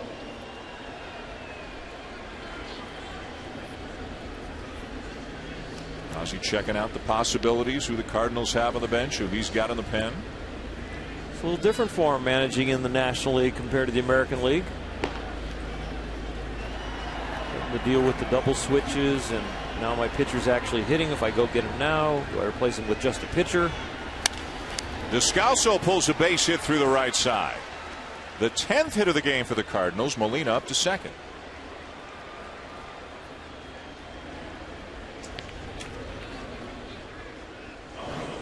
A little fastball here, and just a little location problem on a lot of pitches for Josh Johnson tonight. That's where all the hits are piling up. But remember, he's just getting back and getting his competitive legs under him. He had a nice spring training. No real big problems. Had a little blister problem at one time that their heart stopped a little bit for Ozzie Guillen when they had to go to the mound for that. But that cleared up very quickly, something he's had in his career. But Josh Johnson's out there after only getting 9 starts last year and really getting back into game situations. And I think if he can get out of this inning without any more runs, 3-0, he'll call this a successful day. Low squares to bunt. They're in at the corners. Hanley Ramirez, another test here as a third baseman, as it's bunted foul. And we saw Josh Johnson come off the mound and talk to his third baseman, Terry, because again, this is just another new situation for Ramirez at the hot corner. And normally, as they're doing right here, the third baseman gives the signs to the infielders and to the pitcher. And Josh Johnson did a great job. It's frustrating as an infielder when you have to get your pitcher's attention. Josh is doing a terrific job here. And you're going to see teams test Hanley. You know, fake bunts, maybe a guy stealing with showing the bunt. Bunted right out in front of the plate. Snap a throw down to third, and they'll get the lead runner. And Hanley handled that like he's been out there a lot of years. Yeah, he did a great job. He creeped in a little bit, but didn't get too far from the bag. They were charging at first, and then the weak bunt out in front. Snap throw from home, and he had plenty of time to get back and stretch out.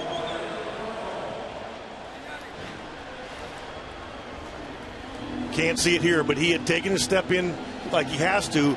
And then with his athleticism, he gets back very easily. There he is. Look at this. Jab step in. Now that's a kid that's got spring training and 6 major league innings under his belt, and he handled that like a veteran. And the Marlins take care of the lead runner as a result. So now first and second, 2 down, and back to the top of the order for Call. Call with a couple of hits in this game. One of them a bunt single toward third base.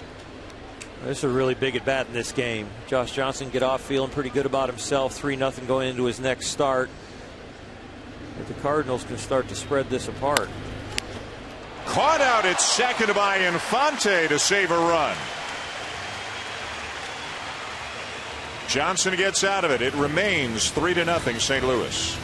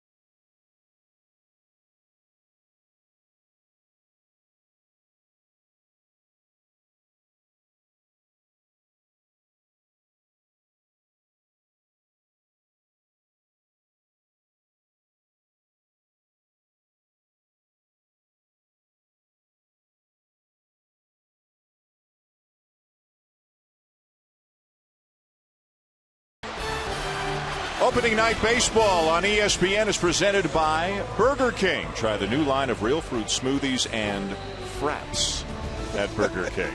And in part by Scott's. Feed your lawn. Feed it. We're learning new things every day here, Terry. You and me. A lot of culture. Josh Johnson and the Marlins trailing 3-0 as we go to the bottom of the 6th inning. The Cardinals have 10 hits tonight. The Marlins have none. Omar Infante will try to change that, but he'll look at a called strike from Kyle Loesch.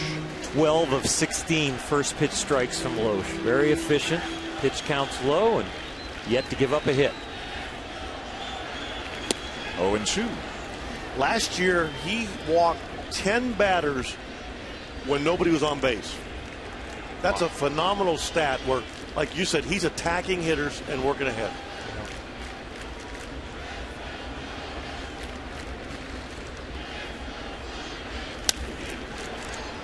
Golfs one to center field.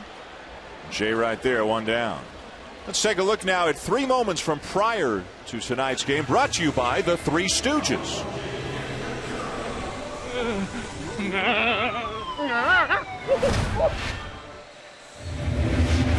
The home run sculpture in action before the game. Brazilian dancers escorting the players out onto the field for the pregame introductions, and the flashbulbs going off by the thousands here on the first pitch tonight. Opening night here in Miami, the new park for the Miami Marlins, Marlins Park. It's been a fun night, although once the game got going, the fans haven't had a whole lot to cheer about. By the way, off day, Arlington, Saturday, Stooges. What do you say, Terry? Obviously, I'm in. Thought you were referring to us. 1-2 the count on Buck, the Miami catcher. Grounded out his first time up. Kyle Loesch, the big story here tonight on opening night. Tapper, weakly hit back to the mound, and just like that, 2 down. Tim Sullivan, our producer for tomorrow night's game in Detroit, or tomorrow's day game, sent us the production schedule, and on there it said post-game highlights with the Three Stooges, and I thought he was talking about us. I'm like, what is this thing? Could go either way, really. We got Chris Coughlin pinch hitting here. Yep. And batting for the pitcher, Josh Johnson, with 2 down. So Johnson's night comes to an end.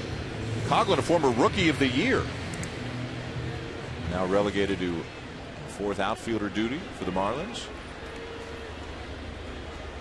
Johnson looking on for the dugout. He goes 6 innings, gives up 3 runs on 10 hits tonight. And Coughlin looks at a good curveball in for a strike.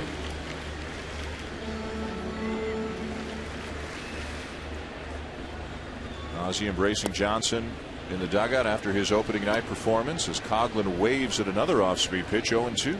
Without the 2-out, 2-strike base hit in the first inning, they gave up 2. It's been a pretty clean outing for him. I think after not pitching since in a big league game with 37,000 opening the ballpark, he did a fine job. And there's a lot of nights when you go 6, give up 3, they're shaking your hand and you're sitting on a win. Oh, yeah. The difference between a good year and a great year for an outstanding pitcher like that is when the offense picks you up on these kind of nights. Hugging the line. Foul ball, says home plate umpire Ed Rapuano.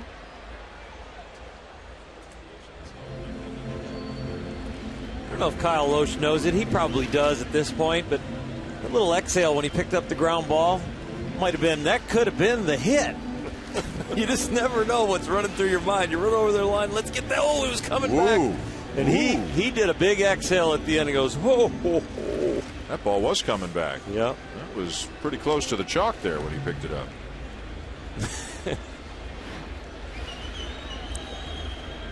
Time is called. When do you start thinking about it as a starting pitcher? Right about now. After the 5th. Because in your life, you've thrown 3-4 scoreless innings of hitless ball a lot. Mike Matheny is replacing Tony La Russa. If that's not enough, he may, in his first big league managerial game, have to make a decision on taking his starting pitcher out because of pitch count with a no-hitter. Welcome to the big leagues. Like you said, the Sports Center covering this one. Inning over. End of 6. 3-0 Cardinals.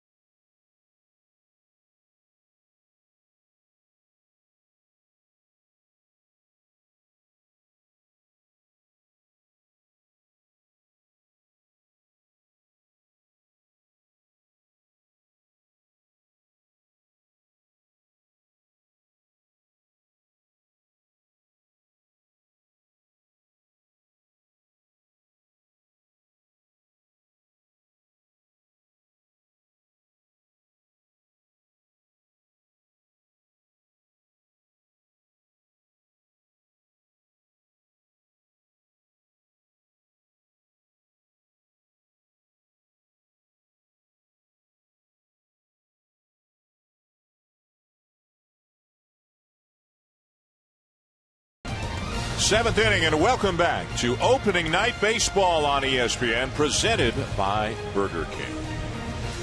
3-0. The Cardinals lead the Marlins as we go to the top of the 7th inning here on opening night. At Marlins Park in Miami, Dan Schulman, Terry Francona, Oral Hershiser, Buster Olney, and left-hander Mike Dunn coming into the game for Josh Johnson. Dunn's a left-hander, went 5-6 with a 3.43 ERA in 72 appearances for the Marlins last year. Struck out better than a batter per inning. It'll turn Beltran around to the right side. And first pitch swinging. He pops one up right near the plate. Buck. Good play, one down. The phrase in the dugout is a home run in a test tube when you hit it like that. Could have struck the blimp on that one that's given us the beautiful shots tonight.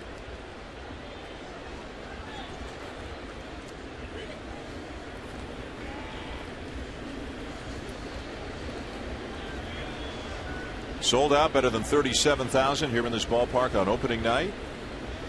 And John Buck now getting a little attention. Don't know if it's a physical issue or an equipment issue right now. Looks like equipment. When he tossed the mask off to catch the pop-up, strap came loose.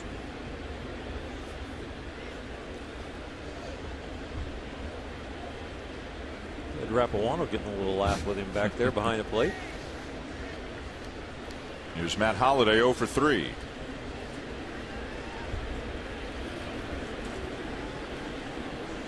Holliday's the only starter for the Cardinals tonight other than Loesch, the pitcher, who does not have a base hit in this game.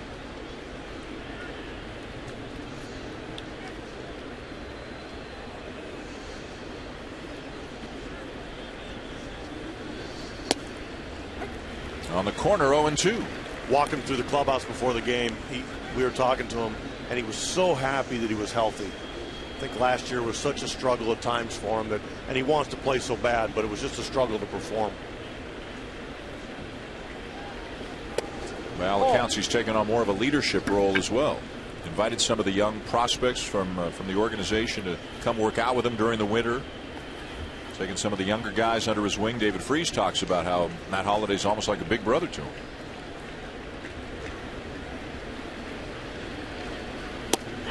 Strike 3 call.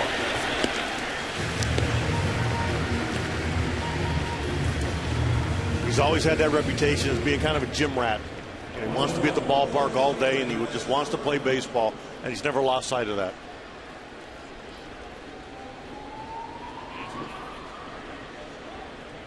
Well, he's working over Ed Rappuano right now, the home plate umpire. Eddie Raps had a low strike zone on fastballs with 2 strikes counts tonight. There's been a few guys that kind of turned and went back to the dugout, didn't like the height of the pitch. 2 down for Lance Berkman, who also, like Beltran, turns around to bat for the right side. He'll take low ball 1. The Cardinals are up 3-0 here on opening night in the top of the 7th inning. And the developing story is Kyle Loesch, the starter for the Cardinals, who has not given up a hit yet in this game. Through 6 innings, he has hit 1 batter who was immediately erased on a double play, so he's faced the minimum through 6. The Cardinals go quickly and quietly here in the 7th. Loesch is going back to work.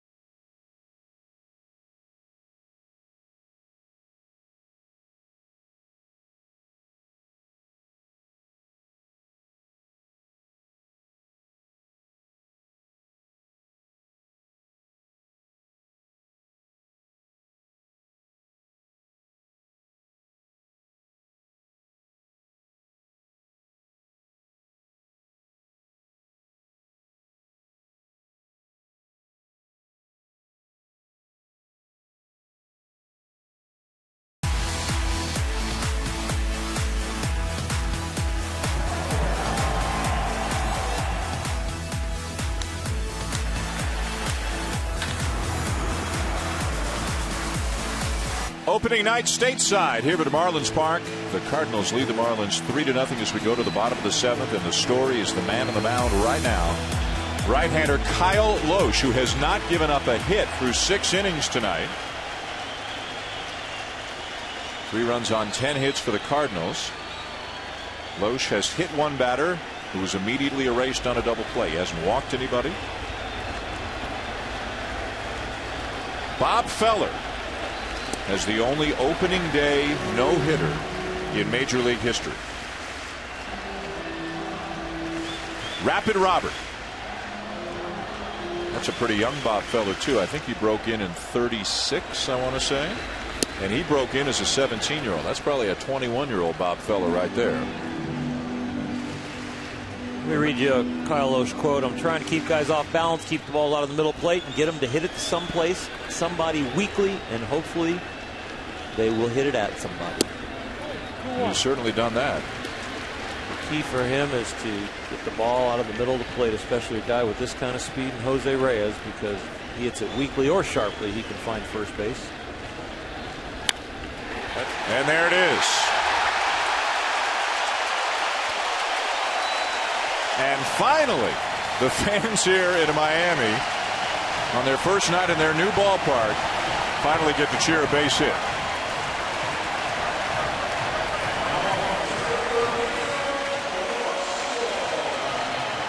Well, he stayed out of the middle of the plate most of the night, but this is a little hanging breaking ball. He added a curveball last year and a changeup for more of those, and right here the little breaking ball stayed up and gave up that first hit.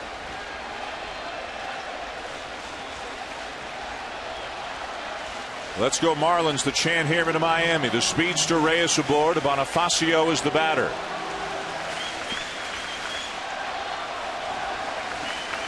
Boy, how the vibe in this park just changed in the last 20 seconds, huh? Ball. Up and away, ball 1. This whole place came alive. Yep.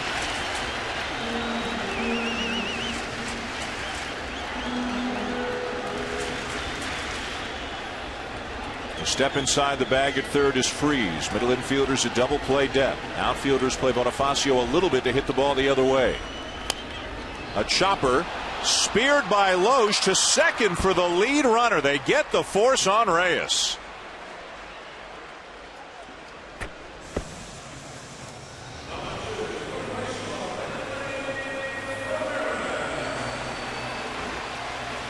And you watch here, it's not hit very hard. And watch for Call take it almost like a first baseman. He understands the score of the game. He's not trying to turn to take something that's not there. And they just want to stay away from a big inning. So Reyes forced at second. Bonifacio takes his place at first. And now the batter is Hanley Ramirez. Tonight, by the way, was Loesch's longest bid for a no-hitter, longest start into a game before giving up a hit in his major league career. And he's only getting this start, it bears repeating, because Chris Carpenter is out with an injury. This was to have been Carpenter's start, but Carpenter's got a nerve problem affecting his shoulder. And Mike Matheny and company hoping they'll get him back at some point in May, but nobody really knows for sure right now. And by the time the Carpenter injury happened, they didn't want to mess with Adam Wainwright's schedule. Remember, Wainwright missed all of last season after Tommy John surgery, so they wanted to leave Wainwright where he was. As Wainwright, the former 20-game winner, he'll get the home opener in his second start, but they didn't want to move him 2 or 3 days around to get him in here tonight. So the next option was Kyle Loesch, and he certainly made the most of it.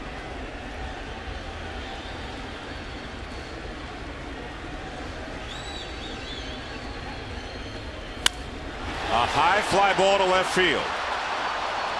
Holiday with lots of room. 2 down.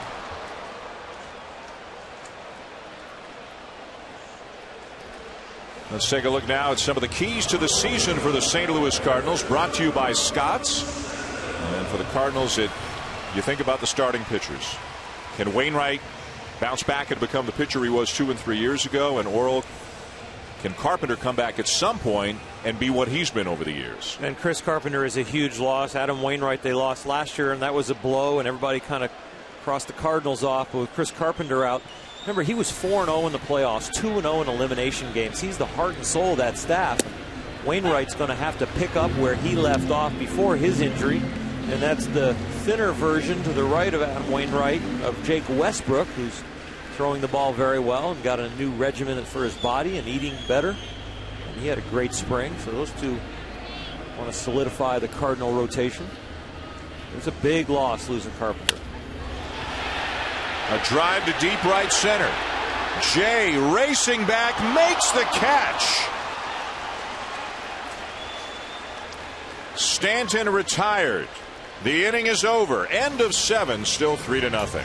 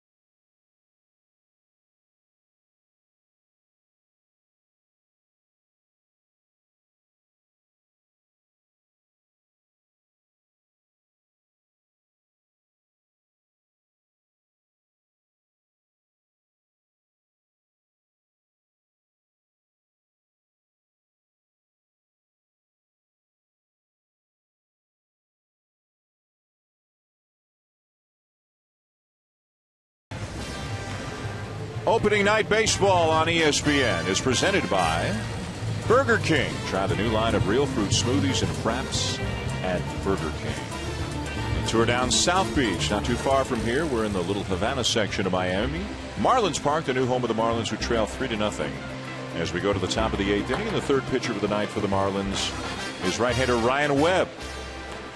Webb last year with the then Florida Marlins. 2-4 with a 3.20 ERA in 53 appearances. He was picked up in an offseason deal prior to last season from San Diego. Ozzie Guillen was very happy with how the Marlins pitched in spring training. Said he had to send guys down to the minors who hardly gave up a run through spring. And one young pitcher said to him, Ozzie, what do I have to do to make the team? David Freese with a chopper towards short. Going to be a tough play. Reyes won't get him. And Ozzie said you have to get the commissioner to expand the rosters to 26 or 27. Then you're fine. Freese aboard with his third hit of the game. That's a nice play, though. I know that's a base hit, but that's still a nice play.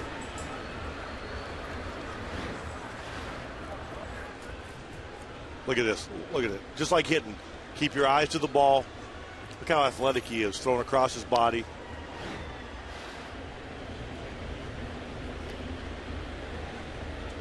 Freeze the lead, Molina the batter.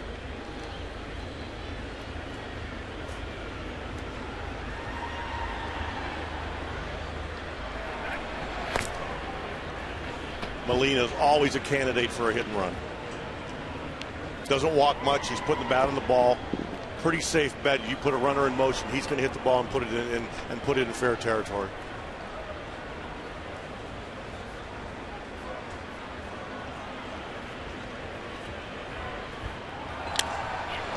Into left field, a base hit.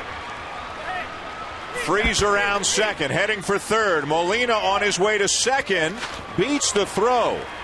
A double for Molina, his second hit of the game, and 2 in scoring position with nobody out for the Cardinals.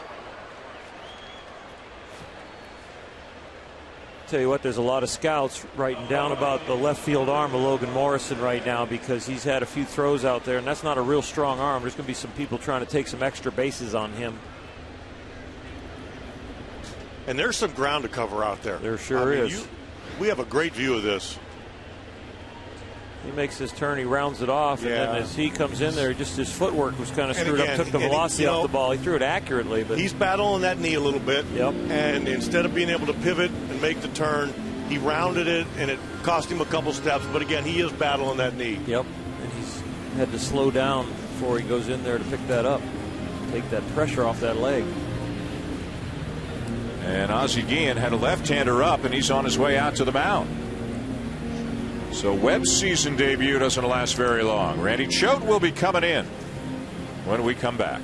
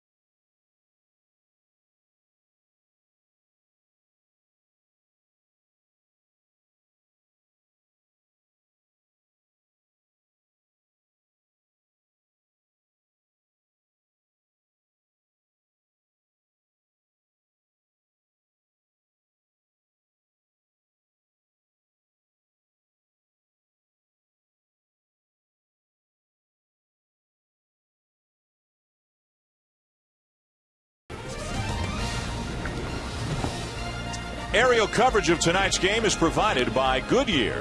Everything Goodyear has learned making tires that go the distance inspires what they roll into yours. Goodyear, more driven. Beautiful aerial shots on this great night with the roof wide open here at Marlins Park. The Cardinals leading the Marlins 3-0, batting in the top of the 8th inning. Runners at second and third with nobody out. Forcing Ozzie Guillen to his bullpen again. He brings in left-hander Randy Choate.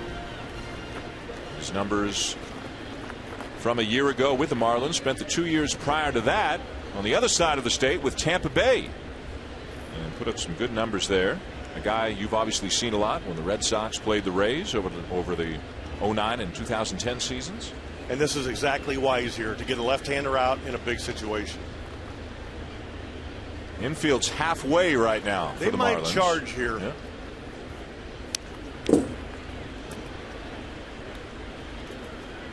This is interesting where Reyes, the 2 middle infielders are playing. They might be about 2 steps too deep. Where if St. Louis decides to go in contact, I don't think they can throw him out at the plate. Freeze is the runner at third. Molina is at second. Especially Reyes at short. If there's a ground ball hit to him, I don't think they have a play. Back to the mound. The runners freeze. Ooh. And out at first. What a stretch there by Sanchez as Choate nearly threw it down the line. Well, Mike Matheny's decision that he relayed to Jose Oquendo was that we're going to make the ball go through because neither Molina or Freeze really broke. This ball is right back to the mound. You freeze when it's on the mound. They were trying to make sure it went through, and Sanchez did a great job sticking his foot back on the base or keeping it on the base. Back on the base.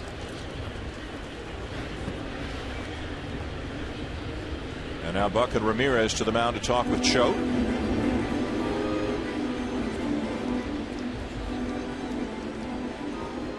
The MLB Fan Cave is back. This year, nine cave dwellers will compete to remain in the cave until the final pitch of the World Series. Some of baseball's biggest stars are scheduled to visit and appear in Fan Cave videos. Check out all the latest cave happenings at MLBFancave.com and follow at MLB Fan Cave on Twitter. You can also like the MLB Fan Cave on Facebook. The batter, Daniel Descalso. Breaking ball well outside, ball one.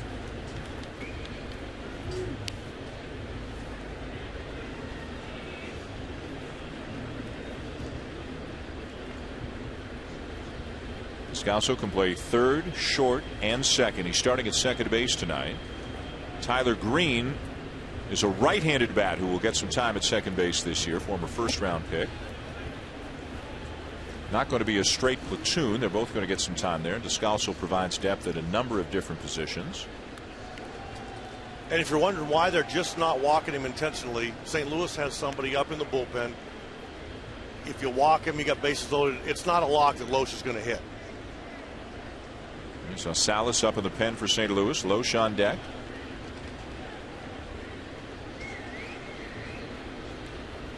You know, if you're Mike Matheny, you've out-hit the Marlins 12-1, and it's only 3-0. I mean, you're not feeling so comfortable right now because you've left a lot of guys out there. They've already stranded 7. But they're one hit away here from separating themselves in this ball game.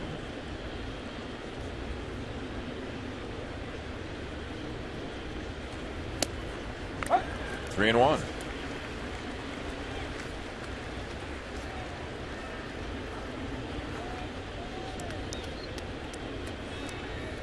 Freese led off the inning with an infield hit. Went to third on a double into left field by Yadier Molina. Jay grounded out. Now here's Descalso with a count in his favor.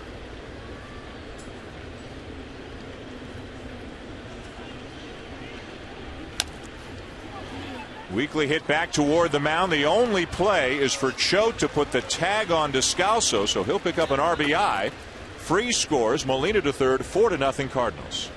With no out, they're making the ball go through. With one out, they're going on contact. And a good break for David Freese to score that run. That's a situation there where the pitcher makes a really good pitch and doesn't get rewarded for it. Buster Only just texted me that in David Freese's last 96 at-bats, including that special September and October, he's hitting .406 now with those 3 hits. Loesch will bat.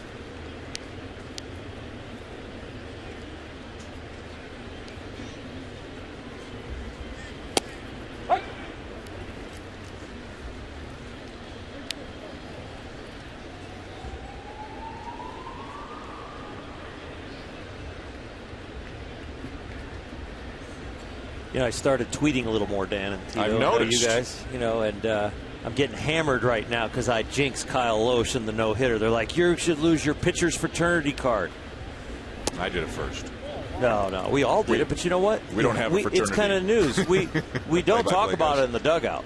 That's just a no-no. Up of here course. You can. Oh, up here, yeah, but you know, I don't know how you scold the fellow tweeters. I'll show you. Okay. But you know what? That's a battle you can't win. I don't think you want to win that battle. Ground ball to second to end the inning. Another run, though, for the Cardinals, and we're going to the bottom of the 8th here in Miami. St. Louis leading 4-0.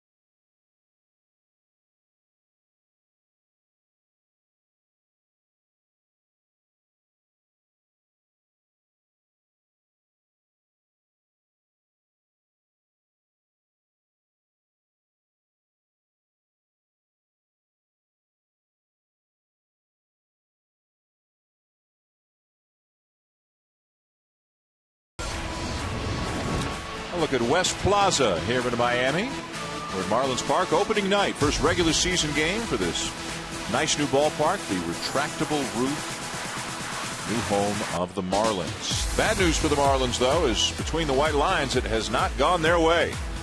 They're losing 4-0, getting out hit 12-1. They only hit a leadoff single in the bottom of the 7th inning by Jose Reyes. Logan Morrison leads off the bottom of the 8th inning. He's 0 for 2 tonight. Actually, Oral, if you want somebody to help you with Twitter, this is your guy. Oh, really? I mean, this is your guy. This guy is he's a king on Twitter. And there was some discussion last year, actually. Remember they sent him down? They sent him down for a week. Really? During the season. And there was some discussion that they were unhappy with, not the baseball stuff, just was he behaving in the manner that a professional ball player should behave? You know, he's not shy to share his opinions on Twitter. I mean, he's going to give it to you. Ton of followers, doesn't pull any punches. And nobody ever said whether, that's the reason or not. Morrison sends one to deep right, over the head of Beltran, off the base of the fence. Long single for Logan Morrison. Good throw by Beltran. Yeah. Morrison had already turned back to first.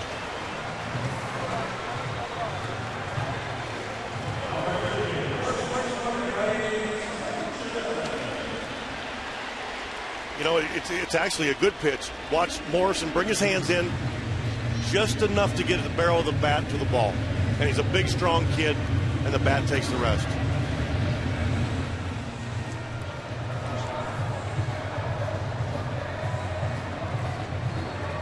Molina out to the mound. There's activity in the St. Louis pen. As Kyle Loesch pitches here into the 8th inning. As you can see, 84 pitches on the night. Right-hander Fernando Salas is up in the pen. The Cardinal bullpen, remember, early last year was kind of a mess. I mean, they weren't getting anybody out and blowing saves, and Tony La Russa kept trying closer after closer. But by the end of the season, the bullpen was great and was a big reason why they won the World Series. And I would think in another minute here, if another guy gets on, you might see the lefty, how do you say it? Zepchinski. Thank you. And that's the Greg Dobbs factor. I think you're right. I think he might have just gotten on the mound. Dobbs is sitting over there in Miami's dugout. All 8 home runs last year were against right-handers. Yep. They're going to want to have an answer for him. There he is. You can call him what his teammates call him. Alphabet? Scrabble. If that's the case, I'm challenging on that name. Mark Zepchinski. You get a triple letter with a double word. Oh, you're golden. Points. Yep.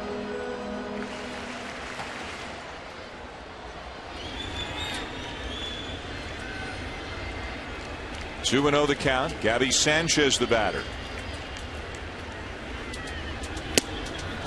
Ball 3. Something brewing here for the Marlins.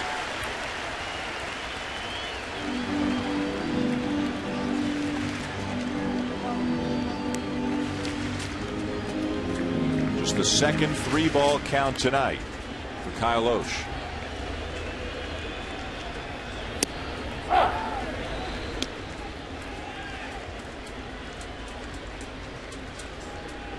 Earl, do you see any loss of stuff or anything at this point for Loesch? Had such pinpoint control, especially keeping the ball to the middle of the plate most of the night. The velocity's still up, the movement's still late. Still feels like he can throw any pitch at any time. He's had an outstanding game. This is not a fill-in for Chris Carpenter. This is an integral part of their rotation who just got an opening day start because of an injury. 14 wins, 3.39 last year, healthy. Finally had a spring where he could feel like he wanted to improve, not just get his health back. He hits the corner right there. Sanchez thought he had drawn the walk, but gets punched out.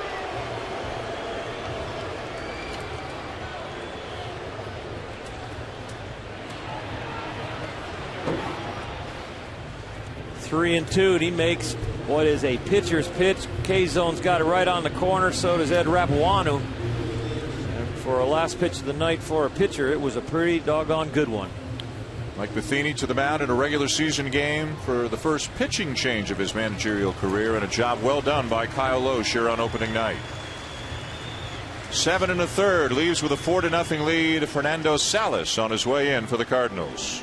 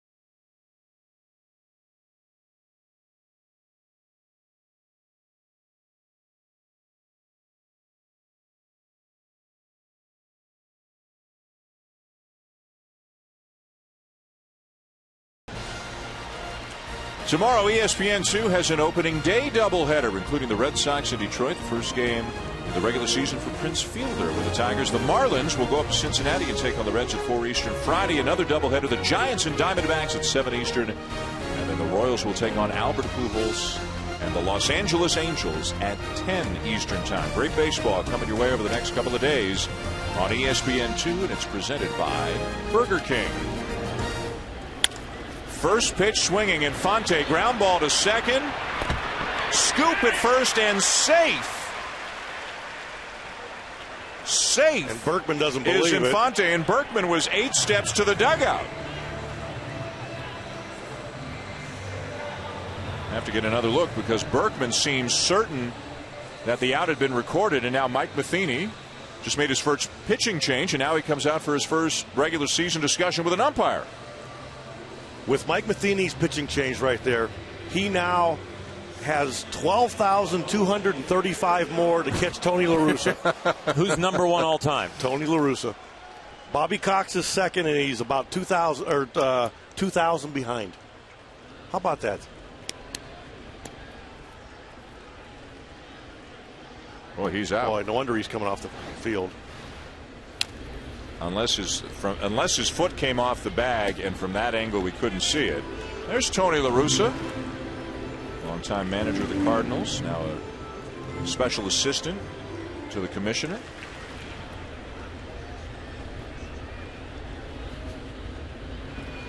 John Buck, the batter.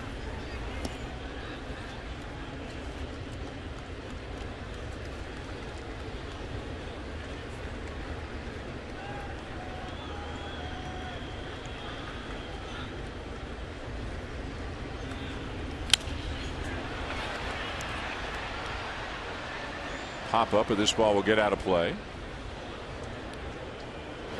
Get another angle on the play at first base. Well, he's out.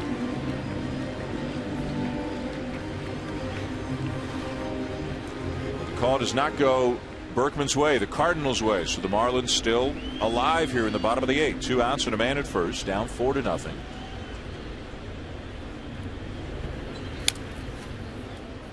Greg Dobbs has come out in the on-deck circle in the pitcher spot.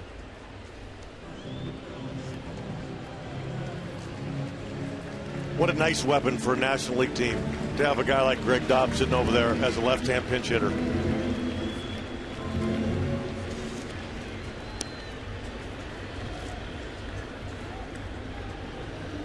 "60 RBIs, that's a bunch." Jay giving chase, won't get this one.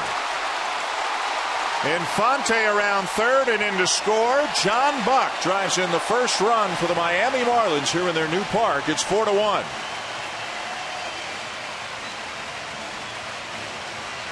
Well, the out safe call at first base cost the Cardinals a run right here. Mike Matheny might argue a little harder next time when he knows that this could happen after it. And now they are back in this ball game.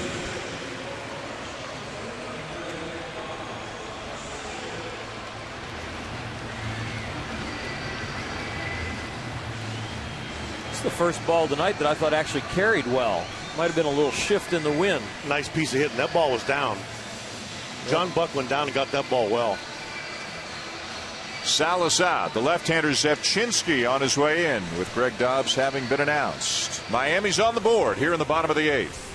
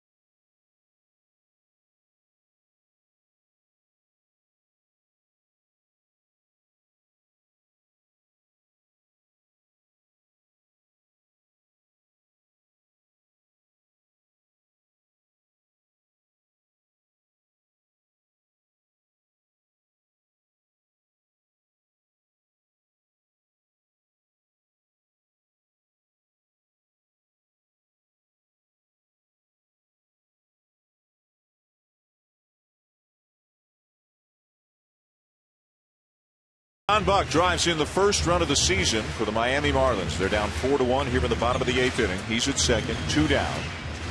New pitcher, left-hander Mark Zepchinski, split last season between the Blue Jays and Cardinals.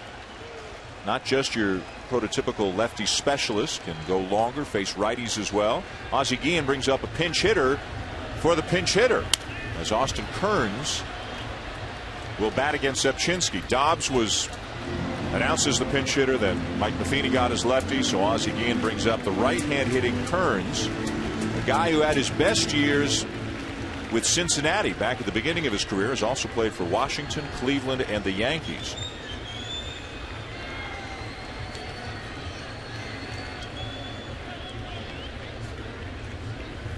Outside, a ball and a strike. He's been a little bit well traveled the last few years, but when he squares it up, it still makes a loud sound. He's a strong kid.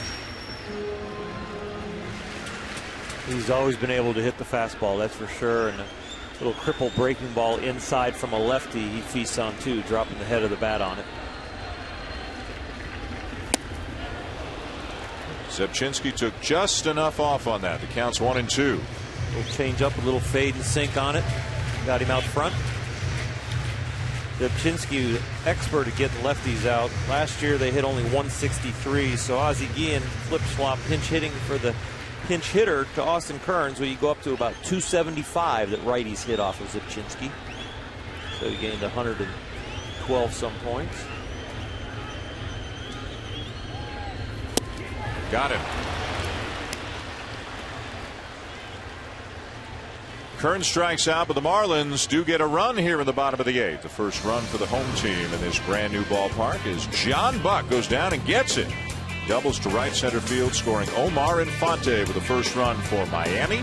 But they're still down 4-1 at the end of 8.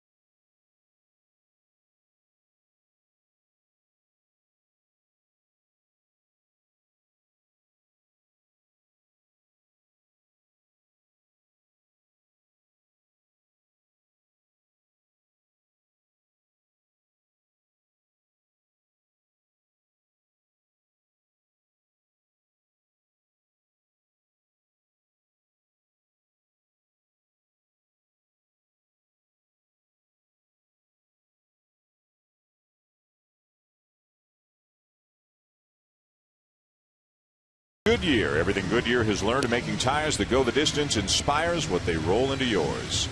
Goodyear, more driven. Top of the 9th inning here at Marlins Park with Oral Hershiser, Terry Francona, and Buster Olney. I'm Dan Schulman. Opening night baseball presented by Burger King. We invite you to join us again tomorrow afternoon, 1 o'clock Eastern time from Comerica Park in Detroit. We'll be there for the Tigers opener as they host the Red Sox. Also at 4 o'clock Eastern time from Cincinnati, the Marlins will be there as the Reds play their first game of the 2012 season. That game's at 4 Eastern tomorrow on ESPN2. Right-hander Steve Cishek into the game and now for Miami. His numbers last year with the Marlins, a 2.63 ERA in 45 appearances. Top of the order for the Cardinals, beginning with Rafael Furcal. First pitch swinging, drives it deep center field and off the wall on the fly. And I don't know if the wind shifted in the last inning or so, but first Bucks hit and then Furcal's. Definitely has shifted, and I bet you the temperatures dropped about 10, 12 degrees. And the ball is definitely carrying out there to right center now. Rafael Furcal picking on a first pitch, finding one that he likes early. Dropped the head of the bat on it, drove it right in that gap, and there was no wind holding that ball up at all. That ball carried very well. Stayed behind it and drove it. Firmed up the front side, just like you do in golf to get some power. This is tough duty for Cishek here. He's normally a situational guy to get a righty out, and he comes in and he's faced 2 switch hitters that are going to hit left-handed off of him. Here's the second one in Beltran. Third hit of the game for Furcal, by the way. He's driven in a run, stolen a base.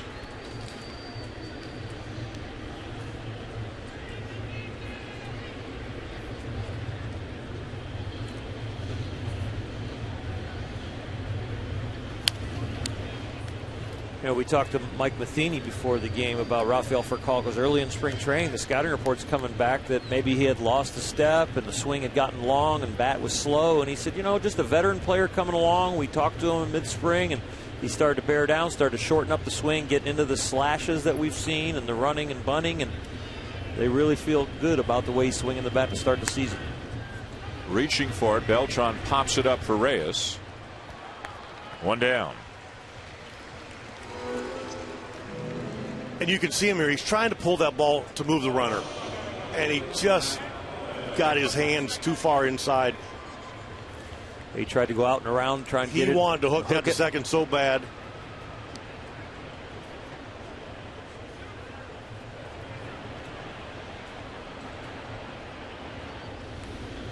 Now Holiday 0 for 4, including a couple of strikeouts. Ground ball to second. 2 down as Furcal takes third. Furcal was the author of the Happy Flight when he came over in a trade to the St. Louis Cardinals, and they talked about winning the getaway day games. And his energy, kind of the same energy that Jose Reyes has brought to the Marlins now. It's really a spark and energy and a great glove man that helped him out at short. But Jose will be looking to bring that light to the Marlins. Well, this is getaway day, right? It's a one-game series. One game, it's a happy flight. The Cardinals will fly up to Milwaukee. They've got an off day tomorrow. They'll play into Milwaukee on Friday, open up a 3-game series there as Berkman's going to be put on again. And the Marlins, as we mentioned, will fly to Cincinnati and play the Reds tomorrow afternoon.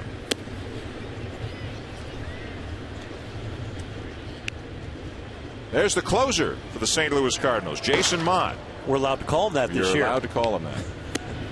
Well, Tony La Russa actually on the field after the celebration when they won the World Series said, okay, you're my closer. And Mott said, there are no more games. But Tony La Russa didn't want to, I guess, add to the pressure. They had 9 different. How about this, Terry? You ever have a season where 9 different pitchers got a save for you? We had 9 different pitchers in Philadelphia try to get a save. Mott got the big saves late for the Cardinals in September and October. And Mike Matheny on the first day of spring training said, he's my closer. David Freese is the batter. 3 for 4 with a couple of RBIs.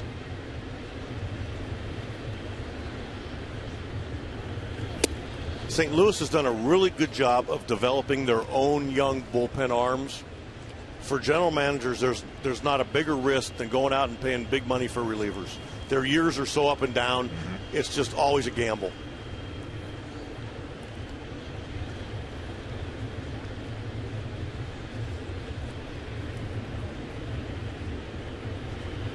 They've got so much depth. When Carpenter was hurt, they moved Lance Lynn, who was going to be a key guy in their bullpen, into the rotation to take Carpenter's spot. Yet they've still got Boggs and Salas and Zepchinski and Mott. They've still got a lot of depth down there. And they've got some kids coming through their minor league system, as every contender is going to have if they really are a contender. You start with 12 pitchers normally on opening day. You probably wind up using about 25 by the end of the season, one way or the other. And sometimes more. Yep. That's that speech you give when you send them down, and you just hope they listen. Yeah.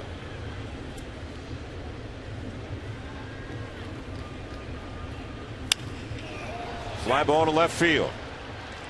Morrison started back, now coming in and makes the catch.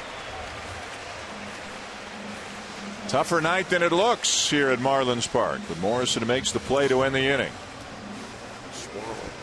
We're going to keep it here as we get ready for the bottom of the ninth inning, our first regular season game of the season, the first ever game at Marlins Park here in Miami. Jason Mott will be on his way in to try to lock it up. It's a save situation for Mott and the Cardinals as we go to the bottom of the ninth. Adrenaline's pumping for Mott, and here he comes. Well, let's start with the ballpark, guys. I mean, we didn't know how it would play. We got here for batting practice yesterday. Now you've seen a game. What are your thoughts on the new place? Go ahead, big guy. I think it's beautiful. Yeah. So do I. Again, it has the South Beach flair to it that you're not going to see at Fenway or Yankee Stadium. Yep. But this is what they wanted, and I think it's great for baseball. And it's great for this franchise. This franchise obviously needed something. If they're going to get fans and play games without rain delays and the humidity, beautiful night, roof open, and the ballpark has certainly presented itself well. Kyle Loesch has certainly presented himself well here tonight. Well, Kyle Loesch has been outstanding. I think, he pitched real well. He kept the ball on the corners. He threw all of his pitches in hitters counts, and he put people away when he needed to. Only a few strikeouts, but here a 2-1 fastball and hitter count runs it down the hands, and then he just lived on the corners most of the night. 3-2 making a pitcher's pitch. 1-2 making a nice breaking ball, and then walking people off the end of the plate. He's going to pitch the contact. He's also going to make them hit it weakly if he hits his spots. And Kyle Loesch is tonight's Chevrolet Player of the Game. A no-hitter into the seventh inning, winds up going 7 1/3. Gives up just a run on 2 hits and is in line for the win here tonight if Jason Mott can take care of the Marlins in the bottom of the ninth inning. Mott, a guy who can get the fastball up there at about 98 miles an hour. A converted catcher 6 years ago. 9 saves last season. Great strikeout to walk ratio, and got the big outs in October. I think the outs he got in October and in September at the end of the year were a lot more pressure than dealing with the title of closer. And I think he'll do just fine.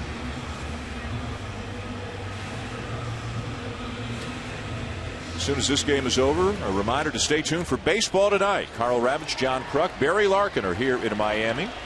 And they'll bring you baseball tonight up until the beginning of the NBA game at 10:30 Eastern Time. Crowd making some noise, feeling it a little bit as we go to the bottom of the ninth. Jose Reyes will lead it off. And the strike at 95 from Mott. But that's Jose playing the game right there. Make him throw a strike. Let him maybe get a chance to get himself in trouble.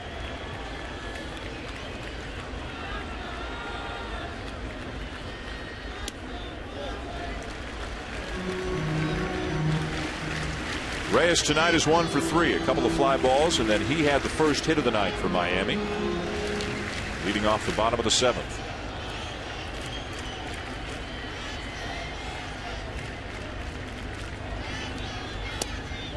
Ball 2.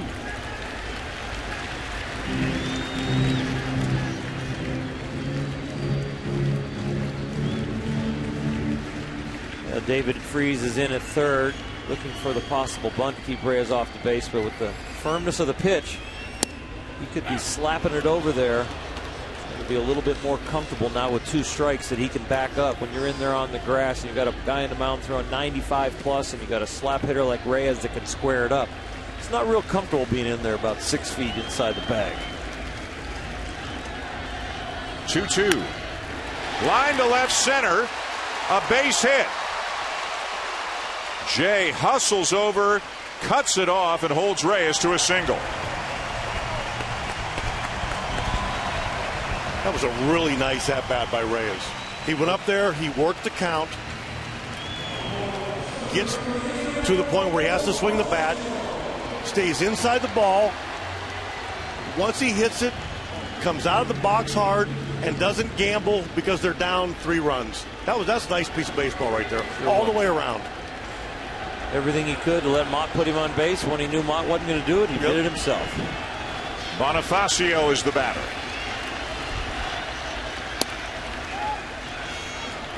Bonifacio tonight 0 for 2, also hit by a pitch.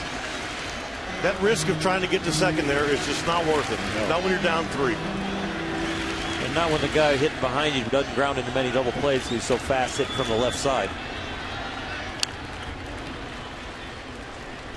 A situation right here where a lot of managers will play behind the runner at first, not caring if he's still second.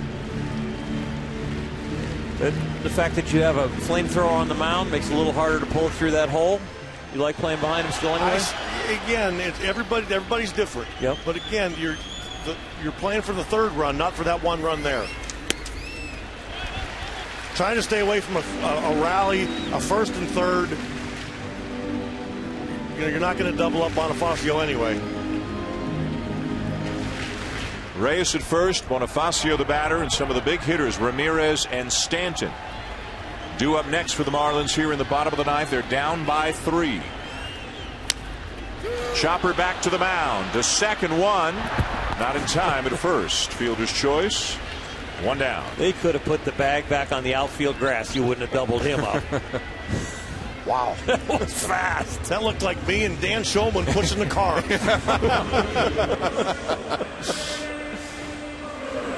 Remember, he's got a sore leg, too. Yeah, watch him get out of the box. This isn't Mott.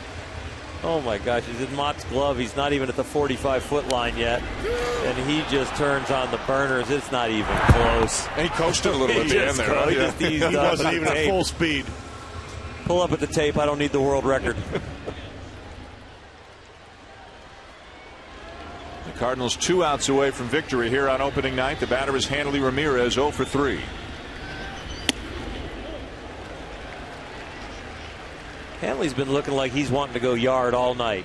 Big swing. He's hit some high fly balls and high pop-ups. Just wanting to be the first one to go yard here. High strike, 1-1. But they need a base runner. More than a home run now. They got to get Stanton up there with a chance to tie this game.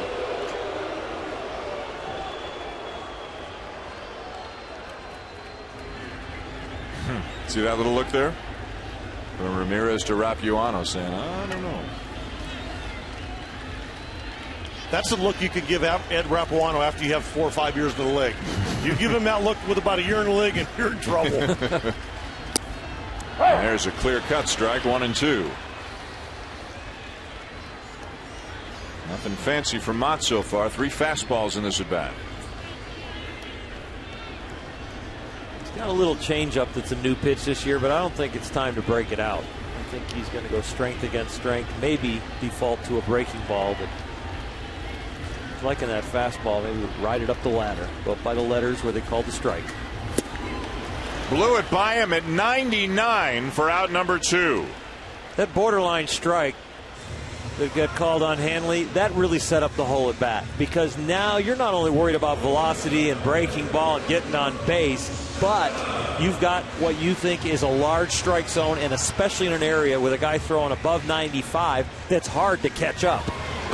And I'll tell you what, he goes up and in, ball, up and in, catches it, and K-Zone and Rapuano were right. Hanley was wrong, comes back there, and now he's got to pick it up and worry about location too.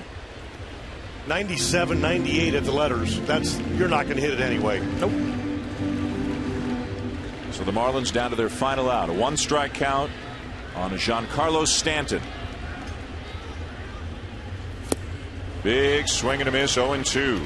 That's just unfair, throwing a breaking ball at 91. Most pitchers top out at 91, 92, and he's topping out at 99 and throwing 91-mile-an-hour sliders. So what you're saying is he has two options here.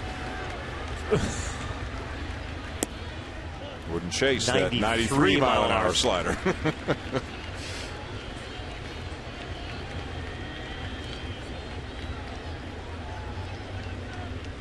Tying run in the on-deck circle, and the Marlins down to their final out. And it's over. Got him with another slider. Mott strikes him out, picks up the save, and the Cardinals win. Spoiling it for the Marlins fans here on the first night at Marlins Park as St. Louis wins 4-1 here tonight. And Oral Kyle Loesch, the big story of the game. Kyle Loesch threw outstanding. A fill in for Chris Carpenter, but they've known for a while, so he was on work schedule. He had a great spring training, is now completely healthy. Great drop in ERA from last year, the year before last to last year, and now he picks up right where he left off. And Tito, Rafael Furcal, 3 hits. David Freese, 3 hits. 2 big contributors tonight. And they score early. Yep. They're on the road. They score early. They score first, and then they score next. That's a great formula for winning. So the Cardinals shake hands. Mike Matheny picks up a win in his first game as a regular season big league manager. The Cardinals beat Miami 4-1 tonight here in Miami. For Oral, Terry, and Buster, I'm Dan Shulman saying thanks for watching. We hope you join us on ESPN2 tomorrow from Detroit. Time now for Baseball Tonight right here from Miami. Here's Carl Ravitch.